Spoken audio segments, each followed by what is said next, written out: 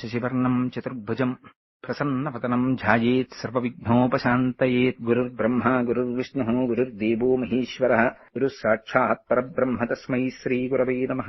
వ్యాసాయ విష్ణురూపాయ వ్యాసరూపాయ విష్ణవే నమో వై బ్రహ్మనిధయే వాసిష్ఠాయ నమో నమః. కూజంతం రామ రామేతి మధురం మధురాక్షరం ఆరుహ్య కవితాశాఖాం వందే వాల్మీకికోకిలం. శ్రుతిస్మృతిపురాణానాం ఆలయం కరుణాలయం నమామి భగవత్పాదశంకరం లోకశంకరం. వాగర్ధావివ సంపృక్తౌ వాగర్ధప్రతిపత్తయే జగతః పితరౌ వందే పార్వతీపరమేశ్వరౌ. సూక్తిం సమగ్రేతున స్వయమేవ లక్ష్మీః శ్రీరంగరాజమహిషీమధురైః వైదగ్ధ్యవర్ణకునగుంభనగౌరవైర్యాం కండూలకర్ణకుహరాः కవయోధయంతి. హైమోత్థపుండ్రమజహన్మకుటం సునాసం మందస్మితం మకరకుండలచారుగండం బింబాధరం బహుళదీర్ఘకృపాకటాక్షం శ్రీవేంకటేశముఖమాత్మనిసన్నిధత్తాం. మనోజవం మరుతతుల్యవేగం జితేంద్రియం బుద్ధిమతాం వరిష్టం వాతాత్మజం వనరయూధముఖ్యం శ్రీరామదూతం శిరసా నమామి. ఆపదామపహర్తారం దాతారం సర్వసంపదాం లోకాభిరామం శ్రీరామం భూయో భూయో నమామ్యహం. శ్రీరామచంద్రం శ్రితపారిజాతం సీతాముఖాంబోరుహచించరీకః సమస్తకల్యాణగుణాభిరామः నిరంతరం మంగళమాతనోతు. మాణిక్యవీణాం ఉపలాలయంతీం మదాలసాం మంజులవద్విలాసాం మహేంద్రనీలద్యుతి కోమలాంగీం మాతంగకన్యాం మనసా స్మరామి. హరి ఓం. పరమేశ్వర స్వరూపమైన సభకి నమస్కారం. ఈనాడు పరమేశ్వరుని యొక్క నిర్హేతుక కృపాకటాక్ష వీక్షణముల చేత శివం అన్న శబ్దానికి కళ్యాణము, మంగళము, శ్రీయము, భద్రము అని పేరు.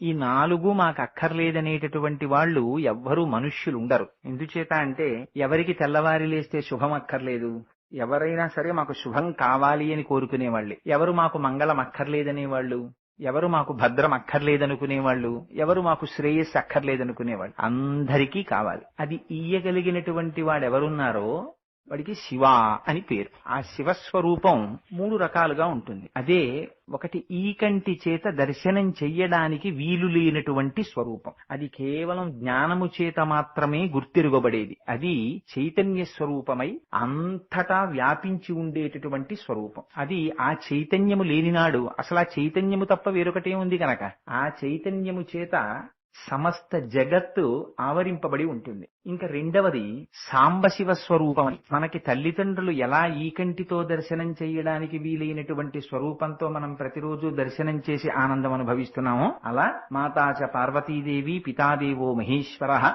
అని పార్వతీ పరమేశ్వరులై జగత పితరౌ వందే పార్వతీ పరమేశ్వరౌ అని కాళిదాస మహాకవి చెప్పినట్టుగా ఈ జగత్తుకి తల్లిదండ్రులై ఆ సాంబ సదాశివ స్వరూపంతో రెండవది ఉంటుంది. ఇంకా మూడవ స్వరూపం అటు శుద్ధ చైతన్యమై అంతటా ఆవరించినది కాదు. సగుణ నిర్గుణాసాతు ద్విధాప్రోక్త మనీషుభిః సగుణ రాగిభిః సేవ్యా నిర్గుణాతుర్ విరాగిభిః అంటారు వ్యాస భగవానుడు దేవీ భాగవతంలో. అలాగే సాకారంచ నిరాకారం నిర్గుణంచ గుణాత్మకం తత్వం తత్పరమం బ్రహ్మ ఇది వేదాంతడిండిమః అంటారు శంకరాచార్యుల వారు వేదాంతడిండిమలో. అలా నిరాకారమైనటువంటి పరబ్రహ్మము సాకారమై సగుణముగా కనపడుతుంది. అది సాంబ శివ స్వరూపం. అటు సాంబశివ స్వరూపము కాక ఇటు అంతటా నిండిపోయినటువంటి చైతన్యము స్వరూపము కాక మధ్యలో ఒక రూపం ఉంటుంది. ఆ రూపమునకే లింగ స్వరూపము అని పేరు. అది దాన్ని అరూపరూపి అని పిలుస్తారు. అరూపరూపి అని ఎందుకు పిలవవలసి వచ్చింది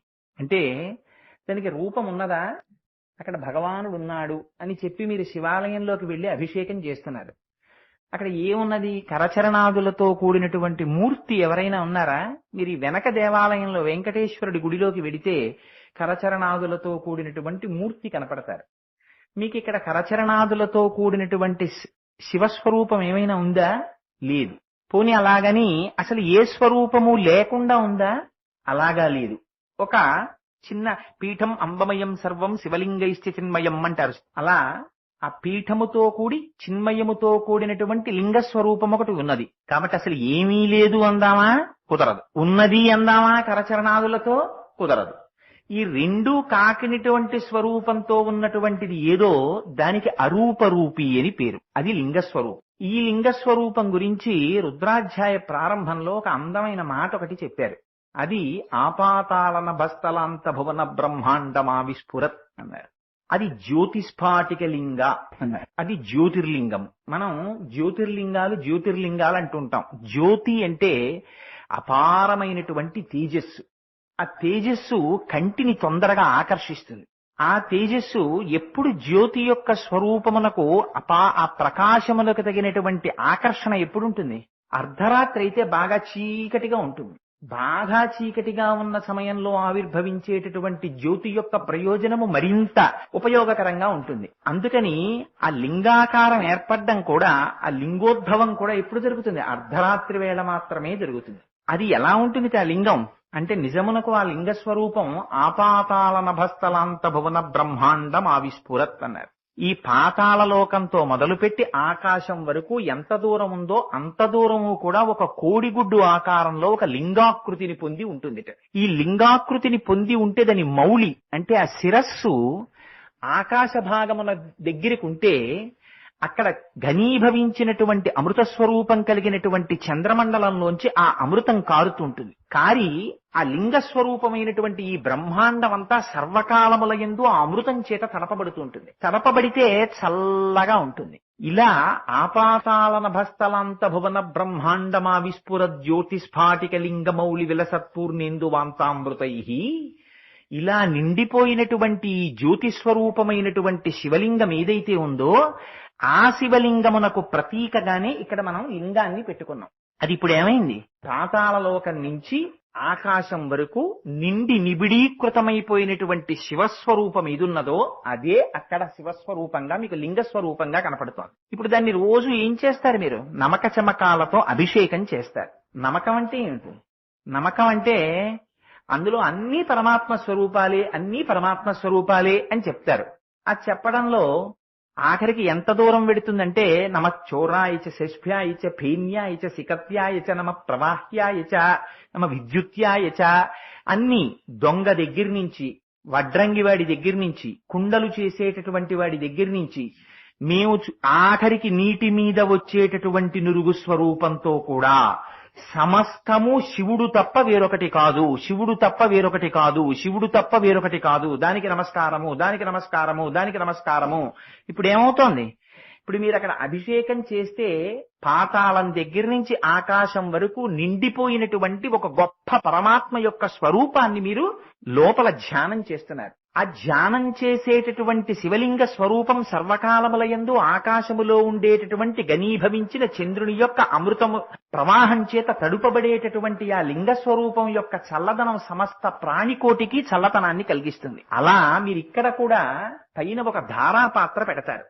మీరు శివాలయంలో చూస్తారా, ఎదురుగుండా ఒక పెద్ద ధారాపాత్ర అని ఉంటుంది. ఆ ధారాపాత్రలోంచి సన్నగా నీరు పడుతూనే ఉంటుంది శివలింగం మీద. ఆ శివలింగం మీద నీరు పడి చల్లగా ఉంటే సమస్త ప్రాణికోటి చల్లగా ఉంటుంది. చల్లగా ఉండడం ఏమిటి? మనకి సంప్రదాయంలో ఎవరికైనా ఎప్పుడైనా ఆశీర్వచనం చేస్తే ఏమంటారు? బాబు నువ్వు చల్లగా 10 కాలాలు వర్ధిల్లంటారు. చల్లగా 10 కాలాలు వర్ధిల్లడం అంటే ఏమిటి? చల్లగా అంటే వాడికి ఏ విధమైనటువంటి దుఃఖము లేని రీతిలో ప్రశాంతమైనటువంటి జీవితాన్ని వాడు అనుభవించుగాక. ఇలా చెప్పేటప్పుడు ఒక గమ్మత్తుంది. ఆ శివాభిషేకం చేయడంలో, ఆ లింగం దగ్గరికి వెళ్లి అభిషేకం చేయడంలో మీరు తెలిసి చెయ్యండి, తెలియక చెయ్యండి, అక్కడ ముందు మాత్రం మీరు ఒక మాట చెప్తున్నారు. ఏమని చెప్తున్నారు?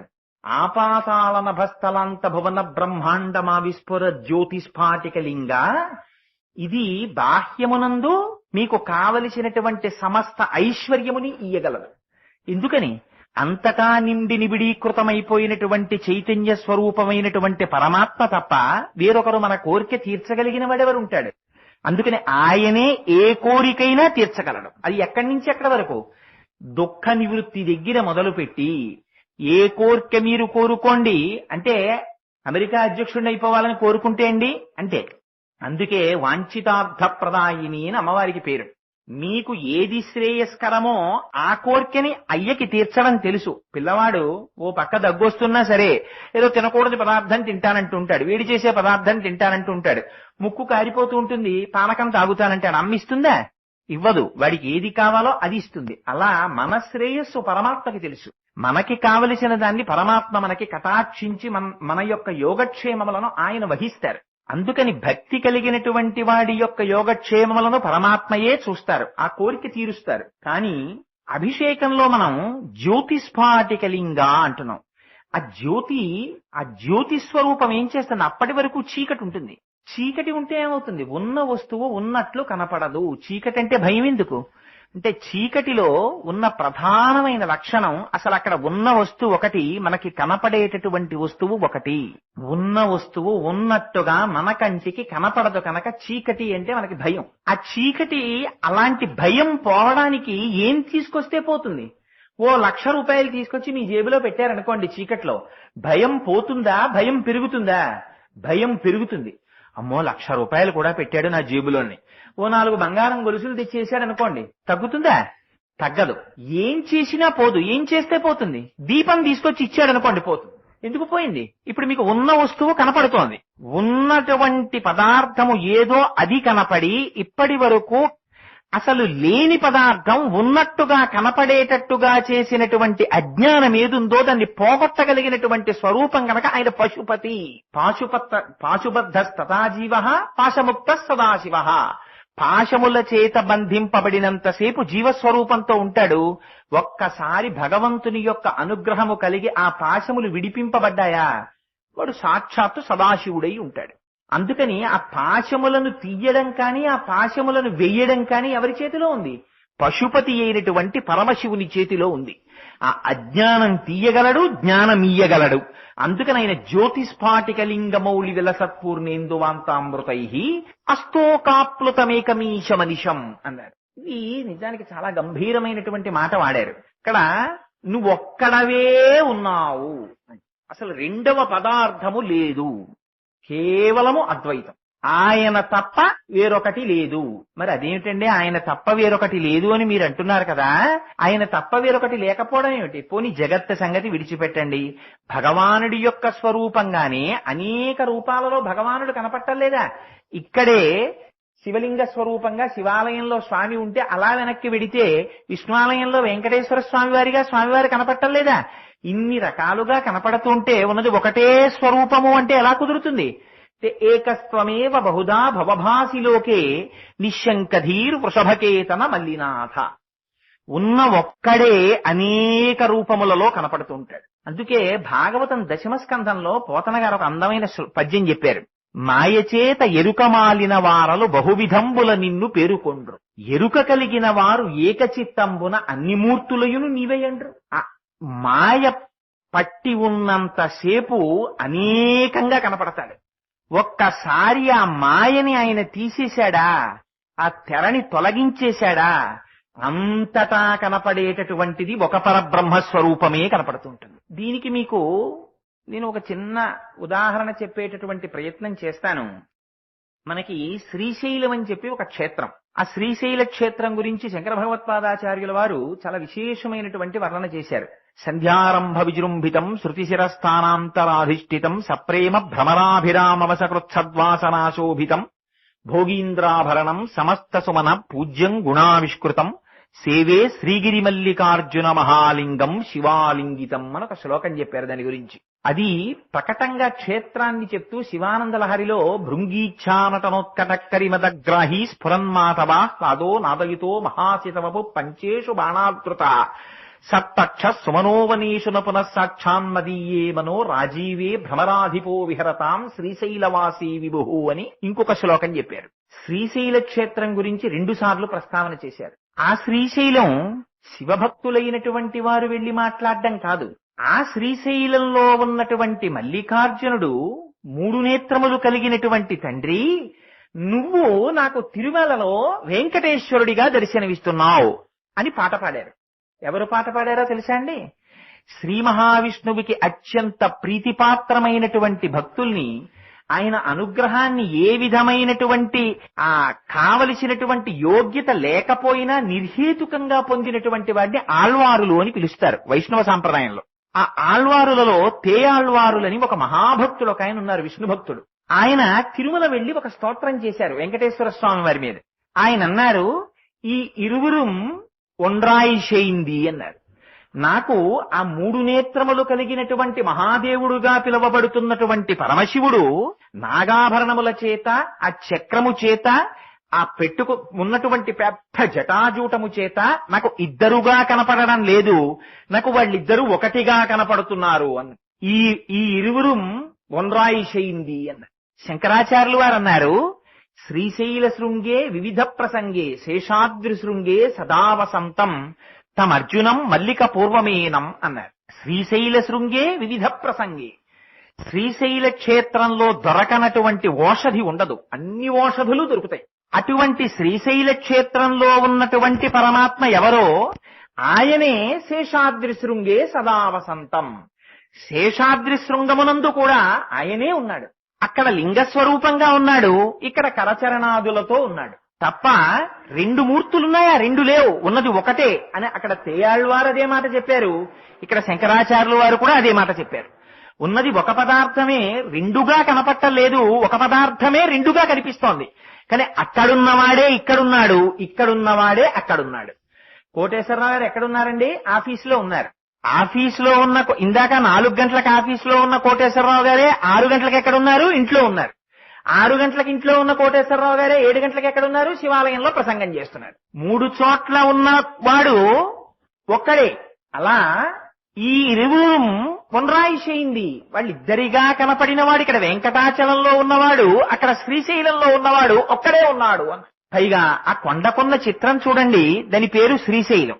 దాని గురించి తేయారములని అపారమైనటువంటి భక్తి ప్రపత్తులతో, ఇందాక ఆళ్వారుల గురించి నేను ఒక మాట చెప్పానే, ఈ విధమైనటువంటి యోగ్యత ఉన్నది అని చెప్పడానికి అవకాశము లేకపోయినా సరే భగవంతుని యొక్క నిర్హేతుకమైన కృప ప్రసరించి జ్ఞానసిద్ధి పొందినటువంటి మహాపురుషులైన వారిని వైష్ణవ సాంప్రదాయంలో ఆళ్వారులని పిలిస్తే, శైవ సాంప్రదాయంలో నాయనార్లని పిలుస్తారు.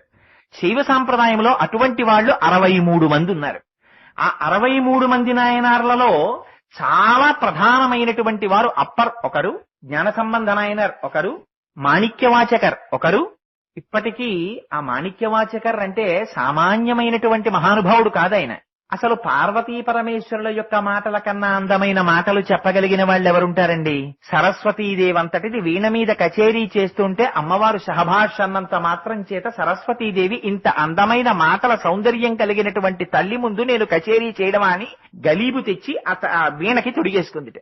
అంతటి వాక్ సౌందర్యము కలిగినటువంటి ఆ మాతాపితరులైన పార్వతీ పరమేశ్వరుల కన్నా గొప్పగా మాటలు చెప్పగలిగిన వాళ్ళు ఉంటారా?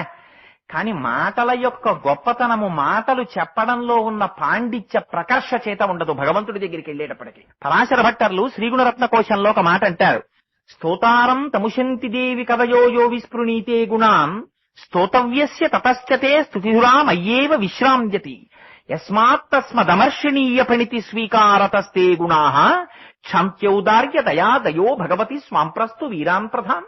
అమ్మా, నేను నీ గురించి వర్ణించనా? ఏమని వర్ణించనమ్మా? దేవి శృతిం భగవతీం ప్రథమే పుమాంసః తత్సద్గుణౌఘ మణికోశ గృహం గృణంతి తద్వారపాటన పటూని చ ఇతిహాస సంతర్కణ స్మృతి పురాణ పురస్సరాణి. వేదములు, పురాణములు, ఇతిహాసములు నీ చిరునామా చెప్పగలనన్నాయి, కానీ నిన్ను వర్ణించలేం, నీ గురించి చెప్పలేం, నీ దర్శనం ఇప్పించలేమని వెనక్కి తిరిగిపోయి, అటువంటి నీ గురించి నేను ప్రసంగం చెయ్యనా? కానీ నీ గురించి చెప్పినటువంటి నా మాటలకి సార్థకత ఎప్పుడొచ్చిందో తెలుసా అమ్మా? నేను కాదు చెప్పగలిగినటువంటి వాణ్ణి. నేను చెప్పిన మాటలు అయ్యో ఆర్తితో పిల్లవాడు చెప్పుకుంటున్నాడని చెప్పి నువ్వు స్వీకరించిన నాడు నా మాటలకి సార్థక్యత ఏర్పడింది. మాణిక్యవాచకర్లు పార్వతీ పరమేశ్వరుల గురించి స్తోత్రం చేస్తే పార్వతీ పరమేశ్వరులంతటి వారు ముచ్చట పడిపోయి పిలిచి దగ్గర కూర్చోబెట్టుకుని, నాయనా నీ మాటలు మాటలు కావురా, అవి మాణిక్యముల మూటలు రా అన్నారట. వాళ్ళ నోటితో అలా ప్రశంసింపబడ్డారు కాబట్టి ఆయనకి మాణిక్యవాచకర్రని పేరు. మనం ధనుర్మాసంలో ప్రతి వైష్ణవాలయంలోనూ కూడా విష్ణువాలయంలోనూ కూడా తిరుప్పావయ్యం జరుగుతూ ఉంటుంది. మనం ధనుర్మాసంలో ఆ తిరుప్పావయ్య మీద ఏదో 4 మాటలు చెప్పే అదృష్టాన్ని పరమాత్మ నాకు కటాక్షించారు, అప్పుడప్పుడు చెప్తూ ఉంటాను ఇక్కడ వెంకటేశ్వర స్వామి వారి గుళ్ళో. అలా ఎలా తిరుప్పావయ్య చేస్తారో అలా ద్రవిడ దేశం అంతటా కూడా శివాలయాల్లో తిరువెంబావయ్యం చేస్తారు. భగవాన్ రమణులు కూడా ఆ ధనుర్మాసం వస్తే ప్రతిరోజు తెల్లవారుజామున 3 గంటలకి ఆయన యొక్క నిత్య కార్యక్రమాలన్నీ పూర్తయిపోగానే వచ్చి కూర్చుని ఆ తిరువెంబావై వింటుండేవారు. ఆ తిరువెంబావై పరమాద్భుతమైనటువంటి స్తోత్రం. అందులో కాత్యాయనీదేవి వ్రతాన్ని గోపికలు చేసి కృష్ణ పరమాత్మని భర్తగా పొందడానికి సంబంధించినటువంటి విశేషాలన్నింటినీ మాణిక్యవాచకర్ వర్ణన చేస్తారు. సౌందర్యలహరిలో శంకరాచార్యుల వారు అమ్మవారి యొక్క వైభవాన్ని ఎంత గొప్పగా ప్రస్తుతి చేస్తారో తిరువెంబావైలో మాణిక్యవాచకర్లు అంత గొప్ప స్తోత్రం చేస్తారు. ద్రవిడ దేశం అంతటా తిరువెంబావై చదువుతూ ఉంటారు. శివాలయాలన్నింటిలో తిరువెంబావై చదువుతారు, విష్ణాలయాలన్నిటిల్లో కూడా తిరుప్పావై చదువుతారు. అయితే అలాంటి మాణిక్యవాచకర్ పార్వతీ పరమేశ్వరుల చేత స్తోత్రము పొగడబడినటువంటి స్తోత్ర వైభవము వాగ్వైభవముగా కలిగినటువంటి మాణిక్యవాచకర్లు అటువంటి వారు కూడా శ్రీశైలం వెడితే ఆ శ్రీశైల క్షేత్రం గురించి ఒక మాట అన్నారు. ఇది తిరుప్పరుపదం అన్నారు. పరుప్పదం అంటే ఆ తమిళంలో కొండ, తిరు అంటే శ్రీ, తిరు రామచంద్రం అంటుంటారు. తిరు అంటే గౌరవవాచకం, శ్రీ అని. శ్రీ కొండ, కొండ అంటే శైలం సంస్కృతంలో. కాబట్టి తిరుప్పరుపదం అంటే శ్రీశైలం, తిరుమలై అంటే శ్రీశైలం. ఎందుకని? తిరు అంటే శ్రీ, మలై అంటే శైలం, తిరుమలై అంటే శ్రీశైలం, శ్రీశైలం అంటే శ్రీశైలం. ఆది శ్రీశైలం, ఇది శ్రీశైలం. ఈ ఇరువురం ఒన్రాయి చేయింది. అక్కడ అదే క్షేత్రం, ఇక్కడ అదే క్షేత్రం. అక్కడున్నవాడే ఇక్కడున్నాడన్నారు తేయాళ్ళవార్లు. అందుకే 3 కందులు కలిగినటువంటి మహాదేవుడన పేరు కలిగినటువంటి తండ్రి, నువ్వు నాకు ఇక్కడ ఇలా కనపడుతున్నావు వెంకటేశ్వరుడిగా అని స్తోత్రం చేస్తే శంకర భగవత్పాదులు శ్రీశైల శృంగే వివిధ ప్రసంగే శేషాద్రి శృంగే సదా వసంతం అన్నారు. ఆయనే నాకు ఇక్కడ ఇలా కనపడుతున్నారన్నారు. చంద్రశేఖర పరమాచార్యుల వారు మహానుభావుడు ఒకసారి తిరుమల క్షేత్రానికి వచ్చారు. వస్తే శివుడవో మాధవుడవో అని ఒక ప్రసంగం చేశారు తమిళంలో. దాన్ని అనేక భాషల్లో ట్రాన్స్లేట్ చేశారు. ట్రాన్స్లేట్ చేసినప్పుడు తిరుమల తిరుపతి దేవస్థానం వాళ్ళు విడుదల చేసినటువంటి ఒక సావనీర్లో ఆ ప్రసంగం గురించి ప్రచురణ చేశారు. ఎంత చిత్రమైన మాట చెప్పారంటే, పూర్వకాలంలో దేవతలందరూ కలిసి ఒకసారి రామేశ్వర క్షేత్రానికి దర్శనం కోసమని వెళ్ళారట. వెడితే రామేశ్వరం వెళ్ళిన తర్వాత అందులో ఎవరో ఒకడికి నాకు వ్యాకరణం బాగా వచ్చన్నవాడో, లేకపోతే నాకు సాహిత్యం బాగా తెలుసన్నవాడో ఎవరో ఒకడు ఉంటాడు కదా. ఒకడు లేచి అన్నాడు, అసలు రామేశ్వరము అనేటటువంటి పేరు వ్యాకరణంలో దేనికి సరిపోతుంది, దీనికి ఏ సమాసం వస్తుంది అని అడిగాడు. రామేశ్వరము అంటే రాముని యొక్క ఈశ్వరుడు అన్నారనుకోండి, షష్ఠీ తత్పురుష సమాసం అవుతుంది. రాముని ఈశ్వరునిగా కలిగిన వాడు అన్నారనుకోండి, బహువ్రీహి సమాసం అవుతుంది. వీళ్ళకి అనుమానం ఎక్కడొచ్చిందంటే రాముని యొక్క ఈశ్వరుడు అన్నారనుకోండి, అప్పుడు రాముడు సాక్షాత్తుగా శ్రీ మహావిష్ణువు యొక్క అంశ. ఆయనకి ఈశ్వరుడు శివుడు అవుతున్నాడు ఇప్పుడు. ఎందుకని? రామేశ్వరంలో ఆయన లింగ ప్రతిష్ఠ చేసి అభిషేకం చేశారు రామచంద్రమూర్తి. ఎందుకని? రాముని యొక్క ఈశ్వరుడు అంటే షష్ఠీ తత్పురుష సమాసం అయితే రాముడి కన్నా శివుడు గొప్పవాడు కదా. రాముని కన్నా శివుడు గొప్పవాడా, లేకపోతే రాముని ఈశ్వరునిగా కలిగినటువంటి వాడైతే శివుని కన్నా రాముడు గొప్పవాడా? ఏది కరెక్ట్ వీటి రెండింటిల్లో అంటే 2 పక్షాలు అయిపోయారు. కొంతమంది అన్నారు షష్ఠీ తత్పురుష సమాసం అన్నారు, కొంతమంది అన్నారు బహువ్రీహి సమాసం అన్నారు. పెద్ద చర్చ అయింది. వాళ్ళు దేవతలు కదా, ఎందుకు మనం దెబ్బలాడుకోవడం, వెడదాం వైకుంఠానికి వెళ్ళి అడుగుదాం అన్నారు. అందరూ బయలుదేరి వైకుంఠానికి వెళ్లారు. స్వామి శేషశయనం మీద పడుకున్నారు. శాంతాకారం భుజగశయనం పద్మనాభం సురేశం విశ్వాకారం గగన సదృశం మేఘవర్ణం శుభాంగం లక్ష్మీకాంతం కమలనయనం యోగిహృద్యానగమ్యం వందే విష్ణుం భవభయహరం సర్వలోకైకనాథం అని స్తోత్రం చేశారు. ఇది ఏమర్రా మీ అందరు ఇలా వచ్చారే అన్నారు స్వామి. అంటే స్వామి మేము అందరం రామేశ్వరం వెళ్ళాం. ఆ రామేశ్వరము అంటే రాముని యొక్క ఈశ్వరుడు అని మేము అనుకుంటున్నాం. కాబట్టి శివుడు నీకు ఈశ్వరుడై ఉన్నాడు అనుకుంటున్నాం మేము. అందుకని నీకు కూడా యజమాని శివుడా అని అడిగారు. అడిగితే శ్రీ మహావిష్ణువు అన్నారు, అందులో అనుమానం ఏముందిరా మీకు, అది షష్ఠీ తత్పురుషం కరెక్టే. శివుడు నాకు ఈశ్వరుడు, నేను శివుని యొక్క కింకరుణ్ణి. అందుకని షష్ఠీ తత్పురుష సమాసమే నిజం, అందుకే నేను అక్కడ లింగ ప్రతిష్ఠ చేశానన్నారు. ఆయన చెప్పేశారు కదా, ఇంకా శివుడే గొప్పవాడు రాముడి కన్నా, అందుకని విష్ణువు కన్నా గొప్పవాడు శివుడు అని సంతోషంగా బయటికి వచ్చారు. వస్తే మళ్ళీ అందులో కొంతమంది అన్నారు, శివుడు సత్వగుణ ప్రధానుడు, ఆయన ఎప్పుడు తనని తాను పొగుడుకోడు, అందుకని ఎందుకొచ్చింది శివుడేనా ఈశ్వరుడేనా అలా చెప్పేసి ఉంటాడు. కానీ జ్ఞానమునకంతటికీ కూడా ప్రధానమైన వ్యక్తి శివుడు కదా. అసలు శివుడు నిజం చెప్తాడు. శివుని యొక్క ఆ రాముని యొక్క ఈశ్వరుడా, రాముని ఈశ్వరునిగా కలిగిన వాడు శివుడా, శివుణ్ణి అడుగుదాం పదండి కైలాసానికి వెళ్ళారు. వెడితే మహానుభావుడు ఆయనేమో సంధ్యాకాలం నృత్యం కోసం సిద్ధమవుతున్నాడు. ఆయన వెళ్ళి అడిగారు, ఏమండి నిజం చెప్పండి, రాముని యొక్క ఈశ్వరుడా రామేశ్వరం అంటే రాముని ఈశ్వరునిగా కలిగిన వాడా, ఏది నిజమని అడిగారు. అయితే శివుడు అన్నాడు, రెండోదే నిజం రా అబ్బాయి, రాముని ఈశ్వరునిగా కలిగిన వాడు. నాకు యజమాని ఎవరో తెలుసా, రాముడు. నేను రాముడి కింకరుణ్ణి. అందుకని బహువ్రీహి సమాసమే నిజం అన్నాడు. ఇప్పుడు బయటకు వచ్చిన వాళ్ళందరూ తలలు పట్టుకున్నారు. ఆయన దగ్గరికి వెడితే నాకు యజమాని శివుడు అంటాడు, ఈయన దగ్గరికి వస్తే నాకు విష్ణువు యజమాని ఈయన అంటాడు. ఇద్దరూ కులాసాగా ఉన్నారు హాయిగాను. అసలు మనకొచ్చి గొడవంతా వచ్చి పడింది. అసలు రాముడికి శివుడు ఈశ్వరుడా, శివుడికి రాముడు ఈశ్వరుడా అని అనుమానం వచ్చి పెద్ద తలకాయ ఒకటి ఉంది కదా, వేదాలు చేత్తో పట్టుకున్నది. ఎప్పుడు వేదాలు చెప్పే పెద్ద తలకాయ, 4 ముఖాలున్నవారు ఒక ఆయన ఉన్నారు బ్రహ్మగారు, ఆయన దగ్గరికి వెళ్దాం, ఆయన చెప్తారు అని సత్యలోకానికి వెళ్ళారు. వెళ్ళి అయ్యా మీరు నిజం చెప్పండి, రామేశ్వరం అన్నది షష్ఠీ తత్పురుష సమాసమా బహువ్రీహి సమాసమా, రాముని యొక్క ఈశ్వరుడా లేకపోతే రాముని ఈశ్వరునిగా కలిగినవాడా, ఈ రెండింటిలో ఏది ఖచ్చితం అని అడిగారు. అడిగితే బ్రహ్మగారు అన్నారు, మీ అమాయకత్వం రా, మీరు దీనికోసం వైకుంఠమును కైలాసం వెళ్ళొచ్చారా, వాళ్ళిద్దరూ అలాగే మాట్లాడతారు. నేను చెప్పనా అసలు ఏమిటో, అది బహువ్రీహి సమాసమూ కాదు, షష్ఠీ తత్పురుష సమాసమూ కాదు, రాముడే ఈశ్వరుడైనాడు విశేషణ పూర్వక కథాయ సమాసం. వాళ్ళిద్దరు ఒకటే. ఎందుకని? 2 లేవు, ఉన్నదొకటే పదార్థం ఉంది. ఆ పదార్థమే అనేకంగా కనిపిస్తోంది. మా అబ్బాయి ప్యాంటు చొక్కా టక్ చేసుకుంటే నాకు ఇష్టం, మా అబ్బాయి పంచె కట్టుకుంటే మా నాన్నగారికి ఇష్టం, మా అబ్బాయి కుర్తా లాల్చీ వేసుకుంటే వాళ్ళ అమ్మకి ఇష్టం. అయితే ఇంత మాత్రం చేత ఆకారములో మార్పు వచ్చినంత చేత పరమాత్మలో ఉండేటటువంటి తత్వం మారిపోతుందా? మా అబ్బాయి కాకుండా ఉంటాడా? నాకు అబ్బాయే, మా ఆవిడికి అబ్బాయే, వాళ్ళ తాతగారికి మనవడే. ఏ రకమైనటువంటి వేషధారణ వేసుకున్నా సరే వాడిలో ఉండేటటువంటి తత్వము మారనట్టే అదే పరమాత్మ రూపములను మార్చినంత మాత్రం చేత ఆయన ఒకటి కాకుండా పోరు. ఆ ఉన్నది ఒకటే పదార్థము ఇన్ని రకాలుగా నీకు కనపడుతోంది. ఇన్ని రకాలుగా కనపడుతోందని నువ్వు అనుకున్నావా? నువ్వు మోసపోయావు. ఇన్ని రకాలున్నాయి, అదొకటి ఇదొకటి, ఇది వేరు అది వేరు అని నీకు భావన ఉన్నంత కాలం నిజంగా వైకుంఠం ఒకటి, కైలాసం ఒకటి, శివుడొకడు, విష్ణువు ఒకడు, ఆయనకుండే సైన్యం ఆయనకి, ఈయనకుండే సైన్యం ఈయనకి ఉంటే ఎప్పుడో అప్పుడు ఘర్షణ ఉండి తీరుతుంది, ఎక్కడో అక్కడ యుద్ధం జరిగి తీరుతుంది. అలా ఉండదు ప్రపంచంలో తత్వం. ఉన్న తత్వము ఒక్కటే, ఒకే తత్వము. అసలు 2 లేవు 3 లేవు, ఉన్నది ఒకటే ఉంది. ఆ ఉన్న ఒకటే ఇన్ని రకాలుగా కనపడుతోంది. ఇన్ని రకాలుగా కనపడుతోందనేటటువంటి సత్యం ఏదైతే ఉందో అది అస్తోకాప్లుతమేకమీశమనిషం, అది ఒక్కడే ఉన్నాడు. ఆ ఒక్కడే ఉన్నాడు అన్నది మనం చెప్పడం కాదు, పెద్దలైన వారందరూ దర్శనం చేశారు ఉన్నది ఒకటే పదార్థం అని. పోతన గారు చెప్పుకున్నది ఏ కథ చెప్పుకున్నారండి? విష్ణు కథ చెప్పుకున్నారు. విష్ణు కథ చెప్పుకున్నటువంటి పోతన గారు భాగవతం 10వ స్కంధాన్ని ఆంధ్రీకరిస్తున్నారు. వ్యాస భాగవతాన్ని యథాతథంగా ఆంధ్రీకరించలేదు. ఆయన ఆంధ్రీకరించేటప్పుడు ఆంధ్రీకరించగలిగినటువంటి శక్తిని ఇవ్వమని అమ్మవారిని అడిగారు. శ్రీ విద్యా సాంప్రదాయం పోతనామాచ్యుల వారికి తెలియదు అనడం దుస్సాహసం.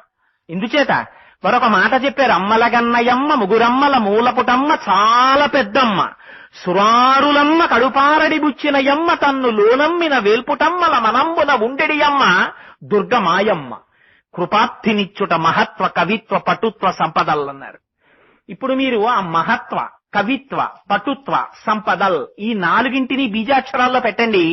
ఓం ఐం హ్రీం శ్రీం. ఈ పైన ఎవరి గురించి చెప్పారు? అమ్మలగన్నయమ్మ ముగురమ్మల మూలపుటమ్మ శ్రీమాత్రే నమః. ఓం ఐం హ్రీం శ్రీం శ్రీమాత్రే నమః అన్న మాట అని నేను ఎందుకు చెప్పుకుంటున్నాను విష్ణు కథ? ఈ విష్ణు కథ చెప్పడంలో కారణం శ్రీకైవల్య పదంబు కోరుటకునై చింతించదన్ లోకరక్షైకారంభకు భక్తపాలన కళా సంరంభకున్ దానవోద్రేక స్తంభకు కేళి లోల విలస దృగ్జాల సంభూత నానా కంజాత భవాండ కుంభకు మహానందాంగనాఢింబకున్. ఎక్కడ చెప్పారు? ఎక్కడైనా కృష్ణుడి కథ చెప్తున్నానని చెప్పారా? శ్రీ మహావిష్ణువు కథ చెప్తున్నానని చెప్పారా? లేకపోతే ఇది ఒక పారితోషికానికి చెప్పుకుంటున్నానని చెప్పారా? లేకపోతే నాకు సన్మానం చేస్తారు కాబట్టి చెప్పుకుంటున్నానని చెప్పుకున్నారా? నాకు లేకపోతే ఏదో బిరుదిస్తారని చెప్పుకుంటున్నానని చెప్పుకున్నారా? శ్రీకైవల్య పదంబు కోరుటకునై. శ్రీకైవల్యము అన్న మాట అద్వైత సాంప్రదాయంలో. శ్రీకైవల్యం అంటే పునరావృత్తి రహిత శాశ్వత శివ సాయుధ్య స్థితి. ఆయన తప్ప వేరొకడు లేడు అనగలిగినటువంటి స్థితి. అందుకే తంతువులందు చేలము విధంబున ఏ పరమేశుమూర్తి ఎందింతయు పుట్టునట్టి జగదీశుడనంతుడి దైత్యమాతృనిట్లంతము చేయుటెంత పని అద్భుతమే వినుమంతలోన వాడంతము పొందుటెల్లగని ఆతని బంధులు గర్ధబంబులై అన్న గొప్ప గొప్ప పద్యాలు పోతన గారి నోటి వెంట రాగలిగాయి. అందుకని శ్రీకైవల్య పదంబు కోరుటకునై మళ్లీ పుట్టవలసినటువంటి అవసరం లేని మోక్ష సామ్రాజ్య స్థితి కోసం ఇక్కడే ఇప్పుడే ఉన్నది ఒక్కటే అన్న జ్ఞానసిద్ధి నాలో నిలబడడం కోసం నేను ఈ విష్ణు కథ చెప్పుకుంటున్నాను అని ఎవరని చెప్పారు? మహానందాంగన ఢింబకుడి గురించి చెప్తున్నానన్నారు. ఎవరు మహానందాంగన ఢింబకుడు? బాహ్యమునందు ఆ నందుని యొక్క భార్య. మహానందం అంటే సామాన్యమైన ఆనందం, మానవానందం, ఇలా ఆనందాలకి లెక్క వేసుకుంటూ పోతే అమ్మవారి పేరు మహానందం. ఎందుకని? అమ్మవారి స్తోత్రంలో, ఖడ్గమాలా స్తోత్రంలో అమ్మవారికి మహానందమయి అని ఒక పేరు. ఆ మహానందము యొక్క డింబకుడైన ఆ అమ్మవారి యొక్క పుత్రుడు. ఎందుకని? అమ్మవారికి అమ్మవారి పుత్రుడికి భేదం ఎక్కడ ఉంటుంది? అందుకని అమ్మవారి పుత్రుడు అనడానికి ఏమిటి అధికారం? కృష్ణ భగవానుణ్ణి. కరాంగుళి నకోత్పన్న నారాయణ దశాకృతి. అమ్మవారు ఇలా అంటే 10 అవతారాలు వచ్చాయి గోళ్లల్లోంచి.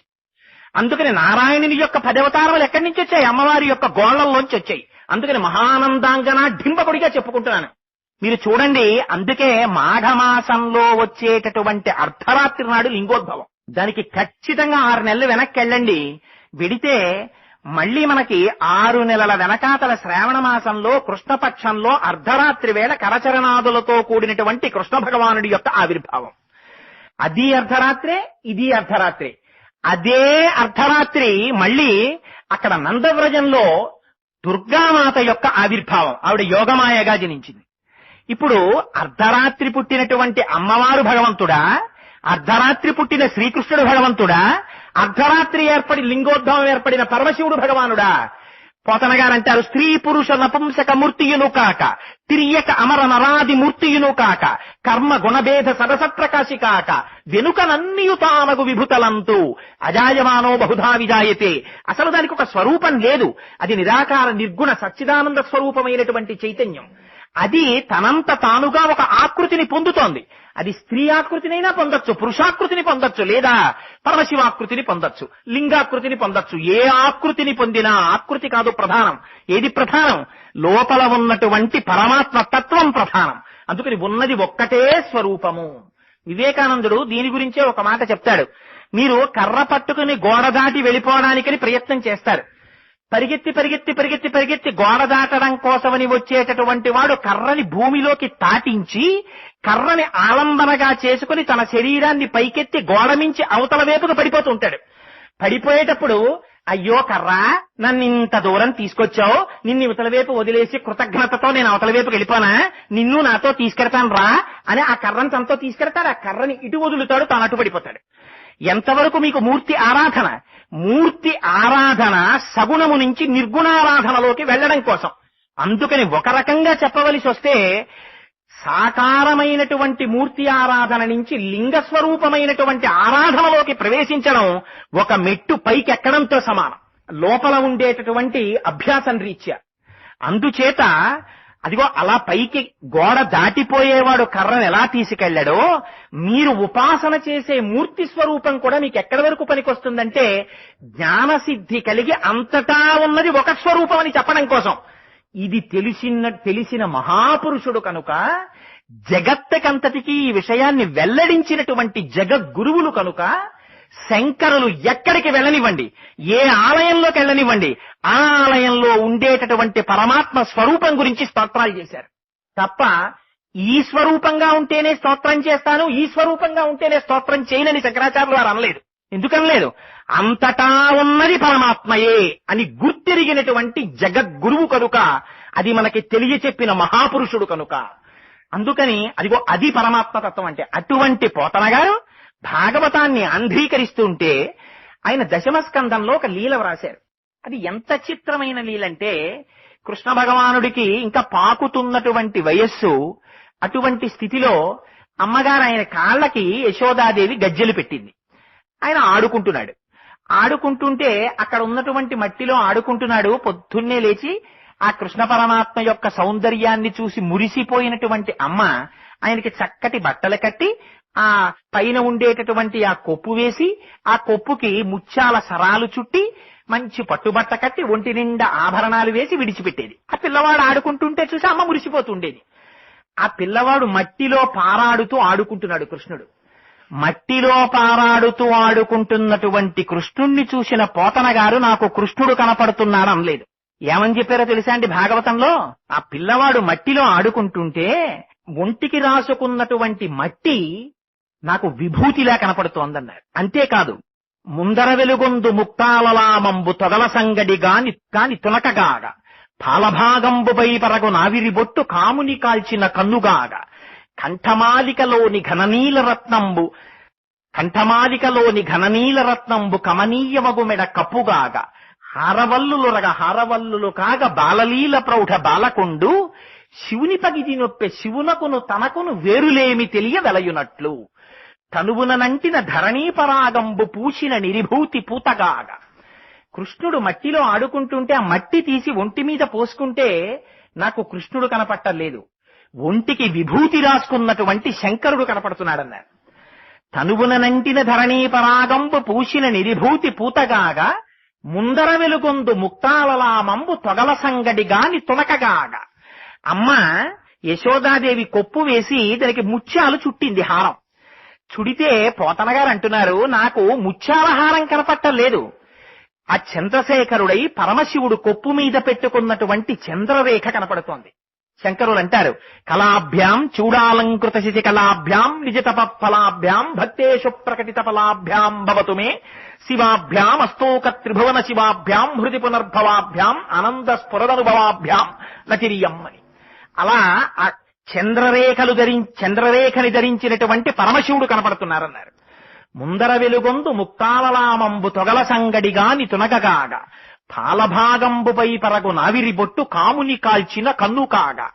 అమ్మ పిల్లవాడు ఆడుకోవడానికి విడిచిపెట్టేటప్పుడు పాలభాగమునందు ఇంత ఆవిరిబొట్టు పెట్టింది.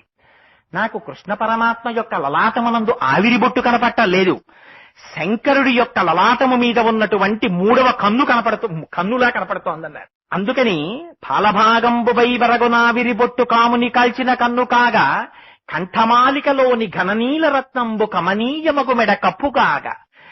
మెడలో అమ్మ పెద్ద హారం ఒకటి వేసి దాని మధ్యలో ఒక నీలపు పతక అన్నొక దాన్ని వేసింది. ఆ నీలపు రాయి యొక్క కాంతి కంఠం మీద పడుతోంది. పడుతుంటే నాకు కృష్ణుడి మెళ్ళో వేసుకున్న హారం కనపట్టలేదు, శంకరుడు హాలాహలాన్ని భక్షించడం వల్ల కంఠంలో ఉంచుకోవడం వల్ల నీలకంఠుడైతే కంఠం నీలంగా ఉన్నట్టుగా నాకు నీలకంఠుడిగా కనబడుతున్నాడు. హారవల్లులు కాగా, ఆ మెడలో వేసిన హారాలు నాకు హారాల్లా కనపట్టలేదు, పావుల్లా కనపడుతున్నాయి. బాలలీల ప్రౌఢ బాలకొండు శివుని పగిది నొప్పే, నాకు కృష్ణుడు కనపట్టలేదు, నాకు శివుడు కనబడుతున్నాడు. శివునకును తనకును వేరులేమి తెలియవెలయునట్లు, శివుడికి నాకు భేదం లేదయా పోతనా అని కృష్ణుడు నాకు బోధ చేస్తున్నాడా అన్నట్టుగా నేను కృష్ణుడి గురించి రాస్తే నాకు కృష్ణుడు కనబడ్డం మానేసి నాకు శివుడు కనబడ్డాడని రాస్తున్నారు పోతన గారు. ఇది దర్శనం అంటే. ఇలాంటి దర్శనం చెయ్యగలిగారు కాబట్టి పోతన గారు ఆంధ్రీకరించగలిగారు భాగవతాన్ని. అందుకనే అంతటి మహానుభావుడు చేతులారంగ శివుని పూజింపడేని, నోరు నొవ్వంగ హరికీర్తి నుడువలేని, దయయు సత్యంబు లోనుగా తలపడేని, కలుగనీటికి తల్లుల కడుపు చేటు అన్నాడు. ఆ పరమశివుణ్ణి ఆరాధించని నాడు నోరు నొప్పి పెట్టేటట్టుగా ఆ శ్రీ మహావిష్ణువు యొక్క కీర్తిని చెప్పలేని నాడు, దయ సత్యము లోపల లేనినాడు ఎందుకురా అమ్మని బాధ పెట్టడం తప్ప నువ్వు పుట్టడం అని పోతనగారంతటి వారు ఆ మాట రాశారంటే ఎంత శివకేశవుల మధ్య భేదం లేనటువంటి స్థితిని, ఉన్నది ఒకే పదార్థం అనేటటువంటి సత్యాన్ని ఆవిష్కరించారో మీరు చూడండి. ఈ విషయంలో అస్తోకాప్లుతమేకమీశమనిశం అంటే ఆ దర్శనం చేసినటువంటి మహానుభావుల యొక్క స్థితి. తిక్కనగారని మనకి మహాభారతాన్ని ఆంధ్రీకరించినటువంటి మహాపురుషుడు, ఆయన సంకల్పం చేశారు. హృదయాహ్లాది చతుర్థమ్యుర్జిత కథోపేతంబు నానారసాభ్యుదయోల్లాసి విరాట పర్వమట ఉద్యోగాదులన్ కూడగా 17 తెనుంగు భాష జన సంప్రాప్యార్థముల్ పెంపునన్ అని బుధ సంతోషంబు నిండారగన్నని. నేను ఈ విరాట పర్వాన్ని హృదయాహ్లాది, ఇది చాలా సంతోషాన్ని కలిగించేటటువంటిది, దీన్ని నేను ఆంధ్రీకరించడం ప్రారంభిస్తాను ఉద్యోగ పర్వంతో పాటుగా మొదలుపెట్టి అని ఆంధ్రీకరించడం కోసమని సంకల్పం చేశారు. సంకల్పం చేస్తూ వారు చేసిన ప్రార్థనా శ్లోకం ఏమిటో తెలుసా అండి తిక్కన గారు? శ్రీయన గౌరినాబరగు చెల్వకు చిత్తము పల్లవింప భద్రాయితమూర్తి అయి విష్ణు రూపాయ నమశివాయని పల్కెడు భక్తజనంబుల వైదికధ్యాయిత కిచ్చమెచ్చు పరతత్వము కొల్చెద నిష్ట సిద్ధికిందని రాసుకున్నారు విరాట పర్వం ప్రారంభంలో. ఎంత గొప్ప పద్యం రాశారో చూడండి. శ్రీ అన్న గౌరినాబరగు చెల్వకు చిత్తము పల్లవింప భద్రాయితమూర్తి అయి హరిహరంబగు రూపము దాల్చి విష్ణురూపాయ నమశివాయ అని పల్కెడు భక్తజనంబుల వైదికధ్యాయితకిచ్చమెచ్చు. శ్రీ అన గౌరినావరగు. శ్రీ అంటే లక్ష్మీదేవి, గౌరీ అంటే పార్వతీదేవి. మన దృష్టిలో ఏంటంటే లక్ష్మీదేవి అంటే విష్ణుమూర్తి యొక్క భార్య, పార్వతీదేవి అంటే పరమశివుడి భార్య. మన యొక్క అజ్ఞానం ఎంతవరకు వెళ్ళిపోయిందంటే ఇవాళ మనకి భార్యలున్నట్టే ఆ భార్యని ఏమండి మీ ఆయన ఎవరండి అంటే కోటేశ్వరరావు గారు మా ఆయనండి అని మా ఆవిడ చెప్పినట్టు, లక్ష్మీదేవి అంటే విష్ణుమూర్తి యొక్క భార్య, పార్వతీదేవి అంటే పరమశివుని యొక్క భార్య. అందులో ఉండేటటువంటి తత్వ విచారణం పోయింది. పోయి వాళ్ళు కూడా సామాన్యమైనటువంటి మనుష్యుల్లాగా వాళ్ళకి కూడా భార్యలున్నట్టు, ఆ భార్యలు భర్తలన్నట్టు. అసలు అది ఎందుకు చెప్పారో మర్చిపోయాం. తత్వ విచారణం చేయడం అంటే మహానుభావుడు తిక్కనగారు చూడండి, శ్రీ అన్న గౌరినావరగు. లక్ష్మి అంటే నా దృష్టిలో గౌరీ, గౌరీ అంటే లక్ష్మి అని పేర్లు కలిగినటువంటి ఒకే ఒక కాంత మనస్సు ఆనందించేటటువంటి స్వరూపం కలిగినటువంటి హరిహర స్వరూపమైన వాడెవరున్నాడో వాడు శివుడు కేశవుడు అని చెప్పడానికి వీలు లేని రెండింటి యొక్క సమన్వయమూర్తి ఎవరున్నారో అటువంటి వాడు విష్ణురూపాయ నమశివాయ. విష్ణు రూపంగా ఉన్నటువంటి శివ నమస్కారం, శివరూపంగా ఉన్న విష్ణువా నీకు నమస్కారం అని పలకగలిగినటువంటి వైదికధ్యాయితకిచ్చమెచ్చు పరతత్వము కొల్చెదనిష్ట సిద్ధికిన్ అని నమస్కారం చేసేటటువంటి వారి యొక్క నమస్సులందుకునేటటువంటి భద్రాయుతమూర్తి ఉన్నాడే ఆ హరిహరనాథుడికి నమస్కరిస్తున్నానన్నారు. అని నమస్కరిస్తే ఆయనకి జరిగిన ఆశ్చర్యం ఏమిటో తెలుసా అండి? అది నిద్ర కాదు, సమాధి స్థితి. అటువంటి స్థితిలో తిక్కనగారు ఒక రోజున కూర్చునుండగా మరి తండ్రి గారు దర్శనమిచ్చారు. దర్శనమిచ్చి స్వర్గలోకంలో నువ్వు చేసినటువంటి ఒకానొక శ్లోకానికి మెచ్చుకున్నటువంటి వాడే పరమాత్మ నాకు స్వర్గలోక ప్రాప్తినిచ్చి తన పక్కన కూర్చోపెట్టుకుని నా దగ్గర సేవలు అందుకున్నాడు. ఏమిటో తెలుసా శ్లోకం? కిమస్తిమాల కిమ కౌస్తుభం వా అని ఒక శ్లోకం రాశారు తిక్కనగారు. అంటే పరమాత్మ అసలు నీకు ఏది ఇష్టం? నీకు ఎముకలతో పుర్రెలతో కూడిన దండ ఇష్టమా? నీకు కౌస్తుభ రత్నం ఇష్టమా? మరి ఏమిటి? ఒకసారి శివుడిగా ఉంటేనేమో పుర్రెల మాల వేసుకుంటావా, ఒకసారేమో కౌస్తుభ రత్నం పెట్టుకుంటావా? ఈ రెండింటిలో నీకు అసలు ఏది ఇష్టమని అడిగారు. అంటే నిజంగా ఆయనకి తెలియదనే, రెండు ఒకటేనా ఆయనకి తెలుసు అని వ్రాస్తే దానికి సంతోషించినటువంటి పరమాత్మ తిక్కన గారి తండ్రిని తెచ్చి స్వర్గలోకంలో పక్కన కూర్చోబెట్టుకుని ఆయన సేవలు అందుకున్నారట. అందుకని నువ్వు ఇలా పద్యం రాసావు కదా తిక్కన, ఒకసారి నా మీద శ్లోకం ఇదిగో దర్శనం ఇస్తున్నానని వాళ్ళ తండ్రి గారితో కలిసి దర్శనం ఇచ్చారు. ఎలాంటి దర్శనం ఇచ్చారో తెలుసా అండి? పరమాత్మ తిక్కన గారికి ఇచ్చిన దర్శనం ఆయన వ్రాసుకున్నారు పద్యం. అప్పున శిశిరేఖ అమృతంబు జలువార హరినీల పత్రిక సురభి చందనమున్న గతినాభి ధవల పంకజము మెరయ్య ముందర వెలుగొందు అచ్చిల్వగు అని ఆ పద్యంలో అంటారు. కరుణారసము పొంగి దొరపెడు చార్పున శిశిరేఖ అమృతంబు జలువార. ఆయన పైన చంద్రరేఖని ధరించాడు, అందులోంచి అమృత స్రావం అవుతోంది. ఆ అమృతం స్రవిస్తుంటే కరుణారసము పొంగి దొరపెడు చార్పున. ఒక పక్కన ఆయన నల్లని మబ్బు ఎలా ఉంటుందో అటువంటి స్వరూపంతో ఉన్నాడు. అలా ఉన్నటువంటి వాడు పైన చంద్రరేఖని ధరించాడు, అందులోంచి కరుణ ఎలా భగవంతుని యొక్క స్వరూపం ఏమిటి? అపారమైన కరుణ.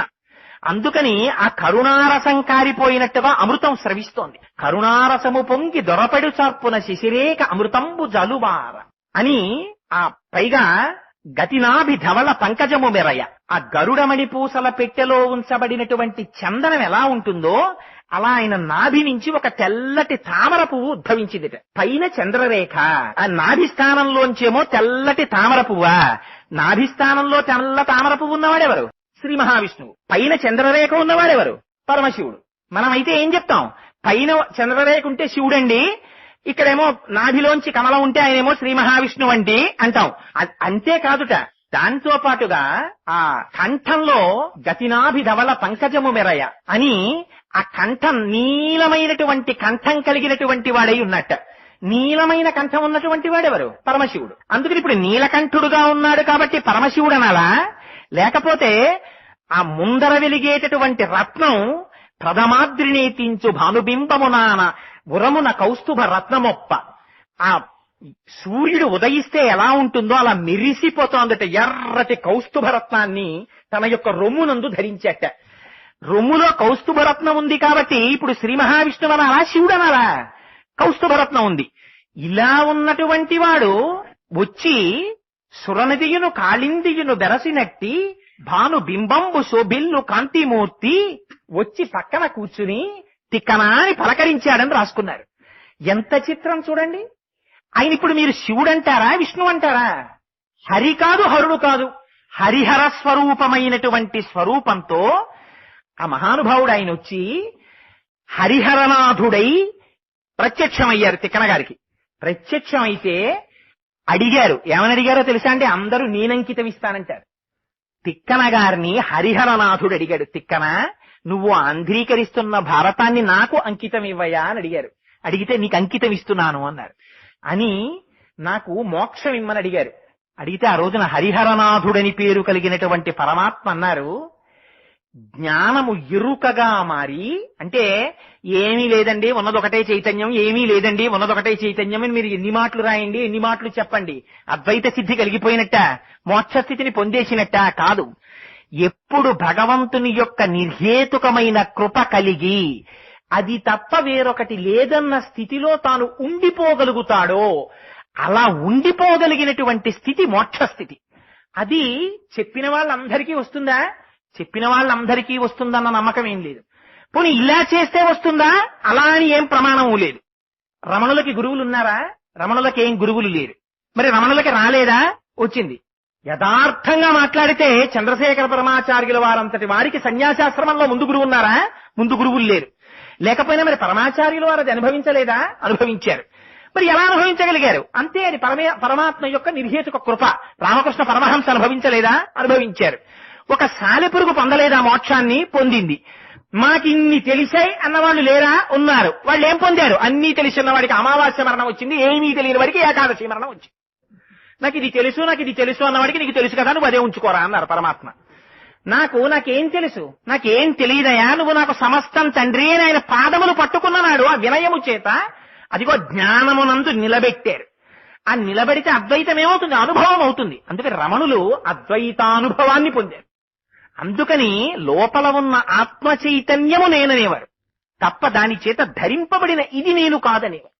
ఇది నేను కాదనేవారు కాబట్టే 104 డిగ్రీల జ్వరం వచ్చి ఎడమ మోచేతి మీద సర్కోమా పుండు పుట్టి రక్తం ధార కింద కారిపోతుంటే ఆయన కూర్చున్న సోఫాలోంచి పైకి లేచేటప్పటికి ఒళ్ళు వణికిపోయి తూలి పడిపోతుంటే కళ్ళు ఎర్ర పడిపోతే జ్వరంతోటి, భగవాన్ మీరు మరణిస్తారేమోనని మాకు భయంగా ఉంది, మీరు మమ్మల్ని విడిచిపెట్టి వెళ్ళిపోకండి అంటే ఆ స్థితిలో రమణులు అన్నారు, మిమ్మల్ని విడిచిపెట్టి నేను వెళ్ళిపోవడానికి అసలు ఇంకొక చోటంటూ ఉంటే కదా అన్నారు.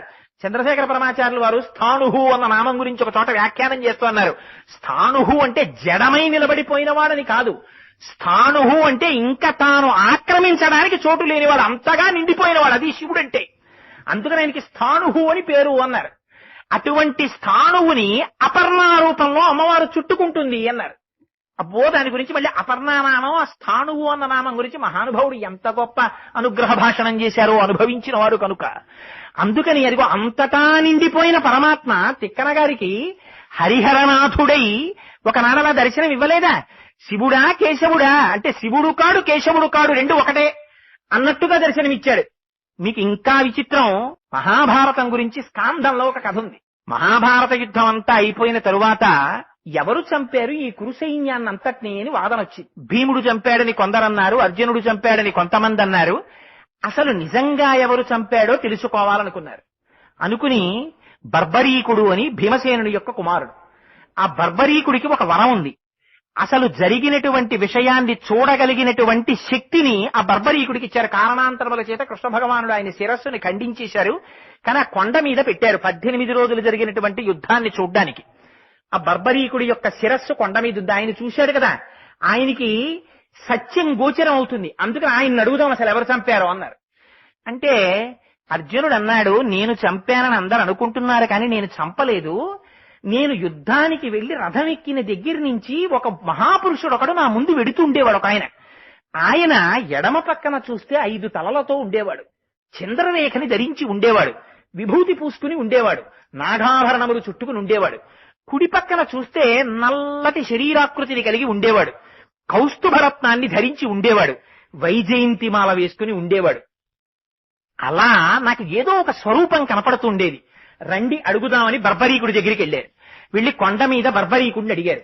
అడిగితే బర్బరీకుడు అన్నాడు, నేను కూడా 18 రోజుల నుంచి యుద్ధం చూసి అసలు మన వాళ్ళందరూ ఏమైపోయారు, పాండవుల సైన్యం అనుకుంటున్నాను, మీ ఎవ్వరూ నాకు కనపడలేదురా, నాకు ఒక్కడే కనపడ్డాడు. ఎడమవేపున విభూతి ధారణ చేసి సర్పాభరణములను ధరించి 5 తలలు కలిగి చంద్రరేఖని శిరస్సు మీద ధరించిన వాడు, కుడి పక్కన నల్లటి శరీరాకృతిని కలిగినటువంటి వాడు, ఆ కౌస్తుభరత్నాన్ని ధరించిన వాడు, వనమాల విరాజితుడు అయినటువంటి వాడు ఎవరున్నాడో ఆయన ఒక చేత త్రిశూలాన్ని ఒక చేత ఖడ్గాన్ని ధరించి సుదర్శన చక్రాన్ని పట్టుకొని ఇన్ని కోట్ల మందిని సంహరించిన వాడు ఆయన ఒక్కడే, వేరొకడెవ్వరూ సంహరించలేదన్నాడు. ఇదే ప్రహ్లాదోపాఖ్యానంలో శ్రీమన్నారాయణుడు చెప్తాడు భాగవతంలో. ఎవ్వడు సృజించు ప్రాణుల ఎవ్వడు రక్షించు త్రించు ఎవ్వడనంతుండెవ్వడు విభుడెవ్వడు వాడి విధముల మనుచు వెనుచు హేలారతుడై అంటారు. ఇది తెలియక మనమేమనుకుంటామంటే శివారాధన చెయ్యకండి, శివాలయానికి వెళ్ళకండి, శివ పూజ చెయ్యకండి. ఎందుకు చెయ్యకూడదు శివ పూజ అంటే శివుడు తామసికుడు, ఆయన ఎప్పుడూ తామసమైనటువంటి పనులు చేస్తాడు, శ్మశానంలో ఉంటాడు. ఆయన చేసేదేమిటి, సంహారం చేస్తూ ఉంటాడు, జగత్తునంతటినీ లయం చేసేస్తాడు. అందుకని శివుడి దగ్గరికి వెళ్ళడం ఎందుకు, శివుడిని ప్రార్థన చేయడం ఎందుకు, ఇంట్లో మంగళప్రదంగా వివాహం జరుగుతూ ఉండడం ఏమిటి, అమ్మ ఏమో ఎక్కడో శ్మశానంలో ఉండే ఆయన పెళ్ళం గౌరీదేవికి తపస్సు ఏమిటి, అందుకని గౌరీ తపస్సు చెయ్యకూడదు, అందుకని మనందరం కూడా శివాలయానికి వెళ్ళడం ఎందుకని మనకి తెలియక అజ్ఞానంతో మనం ఒక మాట మాట్లాడుతుంటాం. కానీ నిజానికి పరమశివుడు తామసికుడా, ఆయన అలాంటివాడా, నిజంగా అలా సంహారం చేసేవాడైతే ఆయనని ఎందుకు మహానుభావులు అంటే జగత పితరవు వందే పార్వతీ పరమేశ్వరవు అని పిలుస్తారు. పరమాచార్యులు వారు పరమశివుని యొక్క అనుగ్రహం గురించి మాట్లాడుతూ ఒక మాట చెప్పారు. శివుడు ప్రళయం చేస్తాడు, కానీ శివుడు చేసేటటువంటి ప్రళయం 3 రకాలుగా ఉంటుంది. ఏమిటో తెలుసా అండి ఆ ప్రళయం? ఒకటి నిత్య ప్రళయము అని పేరు. నిత్య ప్రళయము అంటే మనం ఆఫీస్కి ఎడతాం, ఎందుకు ఎడతాం, ఇంటికి వచ్చేయడానికి. సినిమాకి ఎడతాం, ఎందుకు ఎడతాం, ఇంటికి వచ్చేయడానికి. ఊరు ఎడతాం, ఎందుకు ఎడతాం, ఇంటికి వచ్చేయడానికి. యాత్రకు ఎడతాం, ఎందుకు ఎడతాం, ఇంటికి వచ్చేయడానికి. ఎక్కడికి వెళ్ళినా ఎందుకు ఎడతాం, మళ్ళీ ఇంటికి వచ్చేయడానికి. అంతేగాని వెళ్ళి ఉండిపోతానంటే అంటాడు ఎవడైనా, ఎవడంటే అందరిని వెళ్ళి రా అంటారు కానీ వెళ్ళిపోవనరు ఎవరు, మళ్ళీ ఇంటికి వచ్చేస్తాడు. అలా మీరు ఇంద్రియములు తెల్లవారి లేవగానే అంతటా తిరిగి పరిగెడతాయి, అలిసిపోతాయి. అలిసిపోయిన ఇంద్రియములన్నింటికీ మళ్లీ శక్తినివ్వడం కోసమని ఈ ఇంద్రియాలన్నీ మనస్సులోకి వెళ్ళిపోతాయి. ఈ మనస్సు ఆత్మలోకి వెళ్ళిపోతుంది.